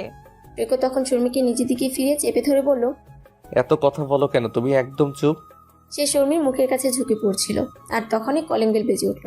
সৈকত বিরক্ত হয়ে বলল, এখন আবার কে আসে? শর্মি হেসে ফেলে বলল, শিহাব এসেছে মনে হয়, দরজা খুলে দিয়ে আসুন। সৈকত রেগে বলল, এই ছেলের জন্মই হয়েছে মনে হয় আমার রোমান্স ধ্বংস করতে। একেবারে পারফেক্ট সময়ে উদয় হয়। শিহাব সে রাতেই ঢাকার উদ্দেশ্যে চলে গেল। ও চলে যেতেই সৈকত হাফ ছেড়ে বাঁচল। একবারের জন্য বলল না থেকে যা, বরং চলে যাবার জন্য আগ বাড়িয়ে তাকে সব এগিয়ে গুছিয়ে দিল। কারণ ও থাকা মানে তার জীবনে রোমান্স স্বপ্নই থেকে যাবে। সৈকতের এসব কাণ্ড দেখে শর্মির মনে মনে খুব হাসি পাচ্ছিল। শর্মি থাকাকালীন সময়টা সৈকতের খুব ভালো কাটলো। ঘুরে বেরিয়ে আনন্দে সময় কাটলো দুজনা। এক বিকেলে সৈকত ওর কলিগদের সাথে শর্মিকে পরিচয় করিয়ে দিল। দিনগুলো যেন খুব দ্রুত শেষ হয়ে গেল। আগামীকাল রাতে তারা ঢাকার উদ্দেশ্যে রওনা হবে। শর্মি চলে যাবে ভেবে সৈকতের অনেক মন খারাপ লাগছে। গত 4টা দিন কেমন করে চলে গেল সে টেরই পায়নি। সৈকত বিছানায় আধশোয়া হয়ে কথাগুলো ভাবছিল। শর্মি হাতের কাজ শেষ করে সে দেখে সৈকত কেমন উদাস হয়ে বসে আছে। সে বিছানায় উঠে সৈকতের বুকে গুটিসুটি মেরে শুয়ে বলল, কি ভাবছেন? ভাবছি তুমি তো এসে আমাকে কষ্ট দিয়ে ফেললে। কিভাবে? এই যে কয়দিন থাকলে, এখন এই বাসাটায় সারাক্ষণ তোমার উপস্থিতি আমাকে তাড়া করবে, মন খারাপ লাগবে তখন। আমার আপনাকে রেখে যেতে মন চাচ্ছে না। সৈকত শর্মির চুলে হাত বুলিয়ে বলল, এক কাজ করলে কেমন হয়? কি? এখানে আমরা একটা বাসা নিয়ে নেই। তাই হয় নাকি? বাসার সবাই কি ভাববে? কি ভাববে আবার? বরং আম্মু আমাকে এ কথা বলেছিলই একবার। হলে তো ভালোই হয়। তোমাকে ছাড়া থাকতে আমারও খুব কষ্ট হয়। ঠিক আছে, তুমি যখন তুমি ডাকলেই তখন দেখা যাক কি করা যায়। নয়তো আমার কি দায় পড়েছে পাশের বাড়ির আন্টির মেয়েকে আমার ফ্ল্যাটে তুলতে। আমি আন্টির মেয়ে? তো ব্যাস শুরু হয়ে গেল মারামারি। এদিকে সুপ্তি শিহাবকে প্রতিদিনই সকাল বিকাল রাত নিয়ম করে মেডিসিনের মতো মেসেজ দিয়ে যাচ্ছে। শিহাবের প্রথম প্রথম হ্যাঁ নির্লজ্জ মেয়ে মনে হলো, এখন আর তেমন লাগে না। সে মোটামুটি মেয়েটার মেসেজে আসক্ত হয়ে পড়েছে। মাঝে মাঝে সেও 2-4টা মেসেজ পাঠায়, যার বেশিরভাগই পড়াশোনা সংক্রান্ত। আর পড়ার কথা বললে মেয়েটা কেমন খেপে যায়। তার চেয়েও অদ্ভুত বিষয়, মেয়েটা শুধু বলে, তুমি তোমার বোনের বাসায় বেড়াতে যাও না? যাও না কেন? একটা মাত্র বোন, সপ্তাহে একবার তো যাওয়া উচিত। আমি কেন প্রতি সপ্তাহে বোনের বাসা যাব? আমার পড়া আছে না। এটা বললেও মেয়েটা খেপে যায়, কথা বলা বন্ধ করে দেয়। শিহাবের তখন খুব মন কেমন করে, পড়ার মন বসতে চায় না। পড়ার মন বসতে চায় না, সেই চিন্তায় সে বই খুলে বসে থাকে। বই দেখে যদি মন স্থির হয়। 6 মাস চলে গেছে, শিহাব এখনো জানে না শিহাবের বউ বলে যার সাথে সে কথা বলে সে আসলে কে। এদিকে সে কানাডা স্কলারশিপের জন্য আবেদন করেছিল, সেটা কনফার্ম হয়ে গেছে। সেটা সেই মেসেজ কন্যাকে জানাতেই কন্যা কান্নাকাটি শুরু করে দিল। তাকে ছেড়ে নাকি শিহাবের কিছুতেই যাওয়া চলবে না। শিহাব পড়লো মহাঝামেলা। সে মেয়েটাকে বোঝালো সে স্টাডি শেষ করে এসে পড়বে, নতুবা তাকে নিয়ে যাবে। কিন্তু কন্যা কিছুতেই কিছু শুনতে চায় না। শিহাব কি করবে বুঝতে পারছে না। সে পড়াশোনা ছাড়া কিচ্ছু বোঝে না। যে স্কলারশিপ নিয়ে তার এত স্বপ্ন, সেটা হাতছাড়া করা তার জন্য অসম্ভব। কিন্তু এই মেয়ে তো কিছুই শুনছে না। সে তো রোজ কথা বলবেই ওর সাথে, এখন যেমন বলে। কিন্তু মেয়েটা এমন অদ্ভুত সব কথা বলছে যার কোনো যুক্তি নেই। সে নাকি কানাডা গিয়ে তাকে ভুলে যাবে, কোনো বিদেশি নাকি বিয়ে করে ফেলবে। অদ্ভুত, সে কেন বিদেশি মেয়ে বিয়ে করবে? ব্রাউন কালার চুলের মেয়েদের দেখতে তো ঘোড়ার মতো লাগে, সে নিশ্চয়ই ঘোড়ার মতো মেয়ে বিয়ে করবে না। সত্যি 2 দিন ধরে খাওয়া দাওয়া বন্ধ করে দিয়েছে। বাসা সবাই টেনশনে পড়ে গেছে। কি হয়েছে কিছুই বলছে না, শুধু কান্না করে যাচ্ছে। শর্মি অনেক চেষ্টা করেছে কিন্তু তাকেও কিছু বলছে না। সৈকত ফোন করে জিজ্ঞেস করেছে, তাকেও কিছু বলেনি। সৈকত অফিস থেকে ছুটি নিয়ে ঢাকা চলে এলো। সবাই সুপ্তির ঘরে বসে আছে। সুপ্তি যা বলেছে তার রীতিমতো বোমা ফাটানোর মতো সবকিছু স্তব্ধ করে দিয়েছে। তার কথা শুনে কি বলবে তা কেউ বুঝে উঠতে পারছে না। সে বলেছে সে নাকি বিয়ে করতে চায়। সুপ্তির বাবা উপায় না দেখে বললেন, বিয়ে করবে ভালো কথা, পাত্র দেখা শুরু করি, কিন্তু এটা নিয়ে এত নাটক করতে হবে কেন? দেখাদেখি করার মতো এত সুযোগ নেই। সে একজনকে ভালোবেসে ফেলেছে। আসলে তারা দুজন দুজনকে ভালোবেসে ফেলেছে, তাই তাকে বিয়ে করতে হবে। সৈকত জিজ্ঞেস করলো, তোর মতো একটা স্টুপিড মেয়েকে কে ভালোবেসে ফেললো? আমার চেয়েও বেশি স্টুপিড একটা ছেলে। সে যে তোর চেয়ে বড় স্টুপিড সে তো বুঝতেই পারছি। ছেলেটাকে তাকে তোমরা সবাই চেনো। চিনি। কে? শিহাব। নাম শুনে সবাই অবাক, আর শর্মি রীতিমতো আটকে উঠল। শিহাব? কোন শিহাব? তোমার ভাই শিহাব। শর্মি কিছুই বুঝতে পারছে না ঘটনা কি হচ্ছে। শিহাব এমন একটা কাজ করবে সেটা সে কল্পনাও করতে পারে না, তাও আবার সম্পূর্ণ তার বিপরীত ধর্মী মেয়ের সাথে। একদিকে তার ভাই, অন্যদিকে তার ননদ। কোন দিকে যাবে, কাকে কি বলবে কিছুই বুঝতে পারছে না। শিহাবের মতো একটা কমন সেন্স ছাড়া ছেলেকে তুই কিভাবে পছন্দ করলি? তোর তো সারা জীবন পড়াশোনা আর রঙহীন পানসে জীবন কাটবে। শর্মি তখন চোখ পাকিয়ে সৈকতের দিকে তাকালো। সৈকত শর্মির চাহানি দেখে তাড়াতাড়ি বলল, না মানে আমি বলতে চেয়েছি শিহাব বই ছাড়া কিছু বোঝে না, আর তুই বই বাদে পৃথিবীর বাকি সব বুঝিস। শিহাব অনেক ভদ্র ছেলে আর তুই একটা ফাজিল মেয়ে, তাহলে তোদের মিলল কি করে? মিলবে না কেন? আমাদের মতো পারফেক্ট কাপল আর একটাও নেই। আমাদের নামও তো মিল, দুজনের নামই এস দিয়ে। কিন্তু শিহাব স্কলারশিপ নিয়ে কানাডা চলে যাচ্ছে। যাবার আগে আমাদের বিয়ে হয়ে যাক, সেই ব্যবস্থা করো। গাধার মতো কথা বলিস না, দুজনের নামই তো এস দিয়ে। আরে গাধি, তোদের বিয়ে হলে তো লোকে ভাই বোন বলবে। কেন? তোমাদের নামও তো এস দিয়ে। তোমাদের কেউ ভাই বোন বলেছে কখনো? আমাদের দুজনের নাম এক কোথায়? আমি সৈকত আর ও বুশ, বুশরা। দেখো ভাইয়া, এসব আজাইরা কথা বলে কোনো লাভ নেই। তোমাদের আমার বিয়ের আয়োজন করতে হবে। কবে যে ও বাড়িতে কথা বলবা সেটা বলো। সবাই ওর দিকে অবাক হয়ে তাকিয়েছে। এই মেয়ের তো লজ্জা শরম বলে কিছুই নাই। এইভাবে কেউ নিজের বিয়ের কথা বলে? ঠিক আছে, আমি ওদের সাথে কথা বলবো। এখন সবাই যার যার ঘরে যাও। আর শর্মি, তুমি তোমার বাসায় গিয়ে কিছু বলো না, আমি বলবো সব। শর্মি মাথা দুলিয়ে হ্যাঁ বলল। বাকি সময়টা সবার উত্তেজনা কাজ করেছে কি হবে সেটা ভেবে। সুপ্তির বাবা শর্মির বাবাকে ফোন দিয়ে বললেন তারা সবাই বিকেলে তার বাসায় আসছে। শর্মির বাবা শুনে খুশি হলেন। সবাই শর্মিদের বাড়িতে বসে আছে। সুপ্তির বাবা সব কথা খুলে বললেন। তারপর জিজ্ঞেস করলেন এখন কি করা যায়। শিহাব তো সব শুনে আকাশ থেকে বলল। সে চিৎকার করে বলল, অসম্ভব, আমি এই মেয়েকে ভালোবাসি না, কখনো না। এই মেয়ে তো ভীষণ ফাজিল। আসলে ফাজিল না, ভয়ঙ্কর। আপুর বাসায় গেলেই আমার পেছনে লেগে থাকে। আমার একটা শার্ট, একটা টি শার্ট, কলম আরও কত কি রেখে দিয়েছে। জোর করে আমার ফোন নিয়ে কাটা, আমাকে দিয়ে গিফট দেওয়ানো, আমার হাত ধরে টানাটানি করা, সারাক্ষণ গায়ে গায়ে লেগে থাকা, চুলে হাত দেওয়া, কি না করেছে। গেলেই একটা কিছু করবে। পুরো মাস্তান টাইপ মেয়ে, ক্রিমিনাল একটা। এর জন্য আমি আপুর বাসায় যেতে চাই না। আর একে আমি ভালোবাসবো? ইম্পসিবল। শিহাবের কথা শুনে এবার এ বাড়িতে বিস্ফোরণ ঘটল যেন। সবাই আরেকবার বিধ্বস্ত হলো। সুপ্তি তো বলেছিল ওরা দুজন দুজনকে ভালোবাসে। এখন তো দেখা যাচ্ছে কাহিনী কিস খেয়ে যাচ্ছে। সুপ্তি তখন রেগে গিয়ে বলল, আমি মাস্তান, আমি ভয়ঙ্কর, আমি ক্রিমিনাল, সবাইকে দেখাবো তুই যে আমাকে রাতভর কত প্রেমের ইতিহাস লিখিস। এই মেয়ে একদম থুতুকারি করবে না। কে তোমাকে ইতিহাস লিখেছে যত সব মিথ্যা কথা? সুপ্তি তখন তার ফোন বের করে দেখালো। শিহাবের মুখ হা হয়ে গেল। কি বলবে তার ভাষা নেই। একেবারে বোবা হয়ে গেছে। এই মেয়ে কি করে ওই মেয়ে হয়? এই প্রশ্নের উত্তর অন্ধের মতো খুঁজে বেড়াচ্ছে, কিন্তু সে অন্ধকার ছাড়া কিছু দেখতে পাচ্ছে না। শিহাবের হা হয়ে যাওয়া নিস্তব্ধ মুখ দেখে সবাই যা বোঝার বুঝে গিয়েছে। সুপ্তি তখন বলল, কেন বারবার তোমাকে তোমার বোনের শ্বশুরবাড়ি যেতে বলি? কেন আমাদের বাড়ি এলে তোমার সাথে এমন করি? সেসব এবার ক্লিয়ার হয়েছে হাদারাম? শিহাব অনেকক্ষণ চুপ থেকে বলল, আমাদের বিয়েটা কবে হচ্ছে তাহলে? এ কথা সবাই আরেকবার শক খেল। শর্মির মা বললেন, তুই শেষ পর্যন্ত একটা ক্রিমিনালকে বিয়ে করবি? হ্যাঁ করবো, কারণ আমার ক্রিমিনাল পছন্দ। শর্মির বাবা শর্মিকে বলল ওদের ভেতরে নিয়ে যা, আমরা কথা বলি। আসলে তাদের কথা বলারও কিছু ছিল না। উজবুকের মতো দুইটা বিয়ের জন্য পাগল হয়ে গেছে, কিছু তো করার নাই। তাই তারা বিয়ের জন্য ভালো দিন খুঁজতে লাগলো। শিহাবের কানাডা যাওয়ার তারিখ ফিক্সড হয়ে গেছে। তাই একরকম তড়িঘড়ি করে শিহাব আর সুপ্তির বিয়েটা ঠিক করা হয়েছে। বিয়ে ঠিক হবার পর থেকে শিহাবের সাথে সুপ্তির আহ্লাদীপনা কয়েকগুণ বেড়ে গেছে। আর তা শুধু তাদের নিজেদের মধ্যে সীমাবদ্ধ নেই, বাড়ির লোকজনের সামনেই চলছে সব। এসব দেখে সবাই রীতিমতো বিরক্ত। সুপ্তির দাদি তো তাকে বেহায়া চিমড়ি বলে ডাকা শুরু করেছে। মেয়ের এমন বেহায়াপনা দেখে মায়ের সাথে বাবার প্রায় ঝগড়া লেগে যাচ্ছে। শর্মি অবাক হচ্ছে শিহাবকে দেখে। একটা মানুষের এত পরিবর্তন কিভাবে হয়? আজ শিহাব সুপ্তির বিয়ে, আর দুপুর থেকে টানা গুড়ি গুড়ি বৃষ্টি হচ্ছে, সেই সাথে থেমে থেমে ঝুম বৃষ্টি হচ্ছে।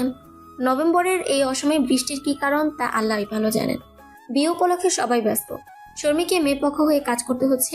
একমাত্র ভাইয়ের বিয়ে আর বরযাত্রীতে সে থাকতে পারছে না। তার জামাই একমাত্র শালার বিয়েতে জামাইয়ের ভূমিকা রাখতে পারছে না। সে নিয়ে তাদের দুঃখের শেষ নেই। যদিও সার্বক্ষণিক তদারকির কাজ ফোনের মাধ্যমে চালিয়ে যাচ্ছে, কিন্তু কাছে থেকে ভাইয়ের বিয়ে উপভোগ করা গেল না। সেই আফসোসে শর্মি জর্জরিত। বিয়ের আনুষ্ঠানিকতা সুন্দরভাবে হয়ে গেল। সুপ্তিকে বিদায় দিতে গিয়ে দেখা গেল কেউই তেমন কাঁদছে না, কারণ এই কদিনে মেয়ের আহ্লাদীপনায় সবাই এত বিরক্ত হয়েছে যে সে বিদায় হলেই সবাই বেঁচে যায় যেন। যত আহ্লাদ জামাই বাড়ি সামলাক। সুপ্তিও বেশ খুশি। ওদেরকে গাড়িতে তুলে দিতে গিয়ে সৈকত কান্নায় ভেঙে পড়ল। একমাত্র ছোট বোন, ও যত দুষ্টুই হোক একটাই তো বোন, তাও কত ছোট। সৈকত নিজেকে আর রোধ করতে পারে না। সুপ্তি নিজেও তখন কেঁদে অস্থির হয়ে গেল। সারাক্ষণ ভাইয়ের পেছনে লেগে থাকতো, অথচ তার ভাই ছিল তার সকল আবদারের ঠিকানা, সবচেয়ে ভালো বন্ধু। সারা পৃথিবী তখন দেখেছিল বৃষ্টির মাঝে দাঁড়িয়ে দুটো ভাই বোনের মাঝে পৃথিবীর সবচেয়ে সুন্দরতম ভালোবাসা। সৈকতের বাবা শর্মিকে বরযাত্রীর সাথে চলে যেতে বললেন। তিনি চাইলেন শর্মি একটু হলেও ভাইয়ের বিয়েটা নিজের বাড়ির হয়ে উপভোগ করুক। শর্মি খুশি হয়ে চলে গেল।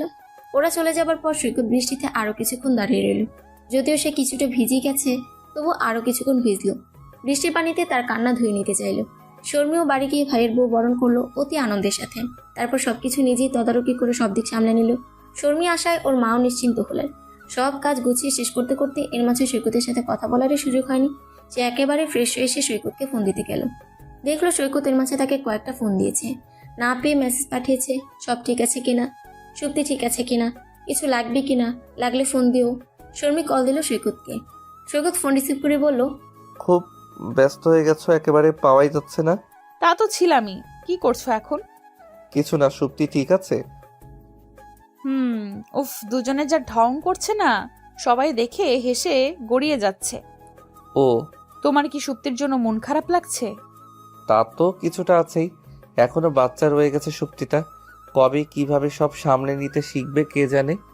তবে এটা ভেবে ভালো লাগছে যে ও তোমাদের বাড়ি আছে, তাই চিন্তার কিছু নেই, ভালোই থাকবে। তোমার গলায় এমন শোনাচ্ছে কেন? তুমি ঠিক আছো? কই, কেমন শোনাচ্ছে? আমি ঠিকই আছি। হুম, তুমি ঠিক নেই। কি হয়েছে বলো? কিছু হয়নি, সুপ্তির জন্য একটু মন খারাপ লাগছিল। বলে সৈকত ফোন রেখে দিল। শর্মির সাথে সাথে সাদকে ফোন দিল। সুপ্তির বিয়ে খেতে সাদরা সবাই এসেছে, তাই ওকে ফোন দিয়ে জিজ্ঞেস করলো সৈকত ঠিক আছে কিনা। সাদ বলল, ভাইয়াকে তো ঠিকই দেখলাম। ওকে গিয়ে জিজ্ঞেস করো বৃষ্টিতে ভিজেছে কিনা, জেনে আমাকে জানাবে। এক্ষুনি যাও। সাদ সৈকতের ঘরে গিয়ে দেখলো সে শুয়ে আছে। বলল, ভাইয়া শুয়ে আছে যে, শরীর খারাপ নাকি? না, শরীর ঠিকই আছে। তাহলে চলো গল্প করি। ইচ্ছে করছে না, তুই যা। ভাইয়া তুমি আজ বৃষ্টিতে ভিজেছিলে নাকি? কথা বলতে ভালো লাগছে না, যা, পরে আসিস। ঠিক আছে, যাচ্ছি। সাদ সৈকতের ঘর থেকে বের হয়ে শর্মিকে ফোন দিয়ে বলল, ভাবি ভাইয়া তো বৃষ্টিতে ভিজেছে, কি করছে এখন? শুয়ে আছে। বললাম চলো আড্ডা দিই, শুনলো না। আচ্ছা ঠিক আছে, থ্যাংক ইউ, রাখছি, পরে কথা হবে। ফোন রেখে শর্মি সোজা ওর মায়ের কাছে গিয়ে বলল, মা, আমি ও বাড়ি যাচ্ছি। এখন কোনো সমস্যা হয়নি তো? না মা, আমার নিজের একটু কাজ আছে তাই যাচ্ছি।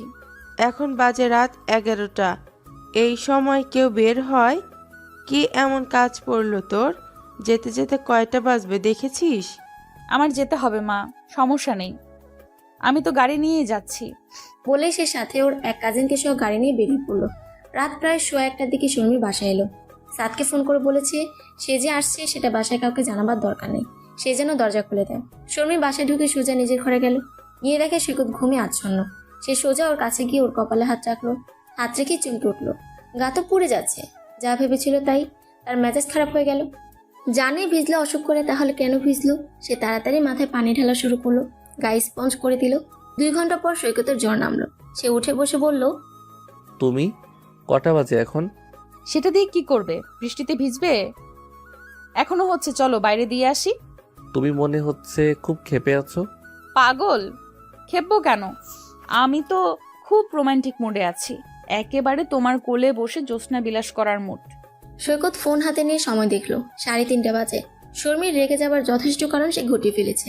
তবু গলায় দুষ্টুমি ঢেলে বলল, বাবা এত রোমান্টিক কবে হলে যে রাত 3টায় সব ছেড়ে ছুড়ে তোমাকে আমার কাছে চলে আসতে হলো? তোমার রোমান্টিক মুড বেশ পাওয়ারফুল দেখছি। কাউকে পিটিয়ে মানুষ করবার জন্য আমার এই হাতে যথেষ্ট পাওয়ারফুল। রোমান্টিক মোমেন্টে এত বকতেছো কেন? না, বকবো কেন? তোমার জন্য একটা বেলা ও বাড়ি গিয়ে থাকতে পারলাম না। এত ভালো কাজ করেছো যে তোমাকে তো ধরে নিয়ে নোবেল দিয়ে দেওয়া উচিত। অস্কার দেওয়া যায় না? ওইটা হলে বেশি ভালো লাগতো। ইয়ার কি হচ্ছে না? Dear Bush, I mean dear বউ, এত রাগ না করে একটু কাছে এসে বসো না। আবার বলে বুশ? সরি। শর্মি সৈকতের কথায় পাত্তা না দিয়ে রাগে গজগজ করতে করতে এটা ওটা করতে লাগলো। ঘরের দক্ষিণে জানালাটা অল্প খোলা, সেখান থেকে ঠান্ডা বাতাস আসছিল। সৈকত তখন গায়ে একটা শাল জড়িয়ে নিয়ে এগিয়ে গিয়ে শর্মিকে পেছন থেকে জড়িয়ে ধরে গান ধরলো। শোনো গো দক্ষিণ হাওয়া, প্রেম করেছি আমি, দেখেছে চোখেতে নেশা, দিক ভুলেছি আমি। শর্মি বলল, একদম ঢং করবে না। ঢং করবো না? না। কি করব? শর্মি কিছু বলল না। সৈকত শর্মিকে নিয়ে জানালার কাছে গিয়ে দাঁড়ালো। বলল, একটা ব্যাপার খেয়াল করেছো? আমাদের বিয়ের দিন এমন ঝুম বৃষ্টি ছিল, সুপ্তির বিয়েতেও আজ তাই হলো।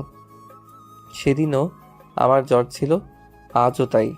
সেদিনও তুমি আমায় নিয়ে ভীষণ ঘাবড়ে গিয়েছিলে, আজও তাই। ব্যাপারটা অদ্ভুত না? সেদিনও বৃষ্টি ছিল। একটা কথা বলবো? সেদিন আরো একটা অদ্ভুত ঘটনা ঘটেছিল। কি ঘটনা? সেদিন সকালে ইমার্জেন্সি কাজে টেইলার্সের কাছে গিয়েছিলাম। যাবার পথে রাস্তায় রিক্সা উল্টে পড়ে গিয়ে বিশ্রীভাবে কাদায় মাখামাখি হয়ে গেলাম। আর তখন বাইক নিয়ে তুমি আর সাদ এলে, আমাকে রিক্সায় তুলে দিলে। আমার তো তখনই তোমাকে ভালো লেগে গেছিল, বিকেলে যখন সেই তুমিই আবার পাত্র হিসেবে এলে, তোমাকে দেখে আমার হার্টবিট কয়েকটা মিস হয়ে গেল। মনে মনে চেয়েছিলাম বিয়েটা হয়ে যাক, আল্লাহর কি নিয়ামত। সকালে যাকে দেখে হিরোর এন্ট্রি মনে হয়েছিল, রাতে সেই হয়ে গেল লাইফ পার্টনার। কি অদ্ভুত, তাই না? তবে ভাগ্যিস তুমি আমায় চিনতে পারোনি। চিনতে পারিনি? কে বলেছে?